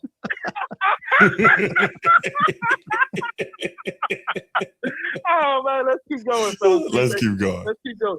Okay, so look, man, they gave let me see, him what a 1 year deal for $8 million. No. Kyler Murray, what did they give? 1.3 mil. 1.3? Yeah, because Arizona got to pay almost his entire pay for this year. They basically settled on his release, bro. Wow. Okay, so right now it's between JJ and Kyler for the starting job. Who's going to be starting? I think that look here, Justin Jefferson's going to want Kyler Murray. He going to want him. He going to want him to start. He really does. You know what I'm saying? So, but as far as this, I don't think Minnesota roster is better than the Arizona Cardinals roster. I'm not taking TJ over Terry McBride. Now, as it comes for Justin Jefferson over Marvin Harrison Jr., I give you that. But what about the running back? James Conner, even though he got injured last season, you know what I'm saying? But Aaron Jones, man, he's what? He about 30-something. Is he done? Is Aaron Jones done, you think? I think he is, Steve. I really think he is, bro. I really do. He ain't been the same since Green Bay. The last time I remember Aaron Jones was closing the casket and sealing the deal was in the playoffs when they played against the Cowboys. Bro, that was 5 years ago. That's telling you That right was like there. 2021, bro. I think that was, no, I don't think it was 2021. I think they played him in, what was that year, if I'm not mistaken? 23, Bruce, when he was playing with Green Bay before he had went to Minnesota? Bro, what's his name's been there for 3 years, hasn't he? The guy who used to play for the Raiders. He came there in like 23, right? But 24. I don't know. I mean, like, what weapons besides Justin Jefferson? What other weapons is better than what he had in Arizona? Yeah, but don't you think the fresh start, the coach, I mean, a new opportunity, the renewed focus, it's more about conditions than it is players, right? That's true, but man, I would now. He wasn't going to revive his career in Arizona. It just wasn't happening. That could, two things could be true. I agree with you on that, Sneed, but hopefully he does make him better over there in Minnesota, because we seen what was the other quarterback before, JJ McCarthy, but apparently, Bruce still being disingenuous. He's calling his man Ronald McDonald. You can huff and puff all you want to, sir. It just is what it is. Man, look, did you call just to turn this into a Ronald McDonald Glaze session? No, and he ain't playoff Sammy, bro. We're not doing that. Hey, look, no, yo. You got to call him playoff saying he did not have no turnovers. Look, anyway, we're going to keep it short and brief. We're going to keep it short and brief. You guys got to get ready. Get your sleep. Yeah. Know how you are. Yeah, I got to get my sleep, Tom. I got to get my sleep. That's right. Look. Please do not bother me in the morning. You said what you had to say tonight, okay? There we go. Okay. All right. I cannot wait till y'all have. Oh, Eddie, you didn't call on the Lakers, bro. How you got them finishing the season, bro? We got 15 games left. We got 15 games left. Where do the Lakers end up? Where are they going to be ranked? Well, they're going to be ranked with. I say they're probably going to end up finishing 4th or 5th. All right. It's that simple, Bruce. That's all I just wanted to know, man. That's my boy Eddie. Okay, since we're keeping it simple, I didn't call on this neither. I know on the Bam Adebayo situation. Wait a minute. Bruce, I asked a question earlier today. I asked you in the chat. Now, I went to the Wax Museum. Scott Skiles. He has the most assists in an NBA game. Third. Yes, I know that. He's not a Hall of Famer. No. Right? Just because you hold the record doesn't make you a Hall of Famer. No, okay, but what I'm saying is that if we see somebody in this positionless NBA. No, Bam is not a Hall of Famer. No. There we go. Really? You cut to the chase. Bro, he's not a Hall of Famer. Yo, you always with the No. He has a career average of 16. He's got a season average of 18. Okay, he also was never averaged more than 20. Two-time Olympian, gold Olympian. He's 2-0, and he also is a 3-time All-Star and a 3-time All-NBA. Every time somebody does something, you go crazy and jump off the ledge. 3-time All-Star doesn't get you, though, and even being an Olympian doesn't get you. No, guys. I'm not saying that. What I'm saying is this right here. Okay, we would not say he's a Hall of Fame, but still at the same time, don't we at least want to appreciate greatness? That's all I'm saying. Okay, he had a great game. That's fine. But Eddie, we can't say he's now in the Hall of Fame. Last week, you weren't talking about him in the Hall of Fame. Who's talking about that? I didn't say nothing about him being a Hall of Fame. Exactly. So why would you even bring this up? That's what I'm saying is you can't talk about Bam in the Hall of Fame on a game when before the game he wasn't in the Hall of Fame talk. Guys, hold on. Steve, come on, bro. Look, don't be DJ Khaled on me. Don't get gangster. What I'm saying is this right here. Is basically the reason I brought up Scott Skiles. When we see anybody break his record, he's not like I'm putting it all together and said, you don't see nobody will break his record because nobody's going to break his record because of the way the game is played today. Wait, what's the record for Scott Skiles? 30 assists in a game. Everything is about the extra pass. We don't count hockey assists in basketball. So, nobody is going to break the 30 assist record. Okay, Bruce, that's all I was asking. Hey, I've been to the Wax Museum, Bruce. That's all it was, bro. Yeah. You're always trying to take it somewhere else. But anyway, appreciate the call. Thank you, brother. Yeah. Steve, you be you, bro. You too, bro. Hey, Water, bro. Water, brother. Water. All right, y'all. We are going to stop it right there. Really appreciate you guys checking in.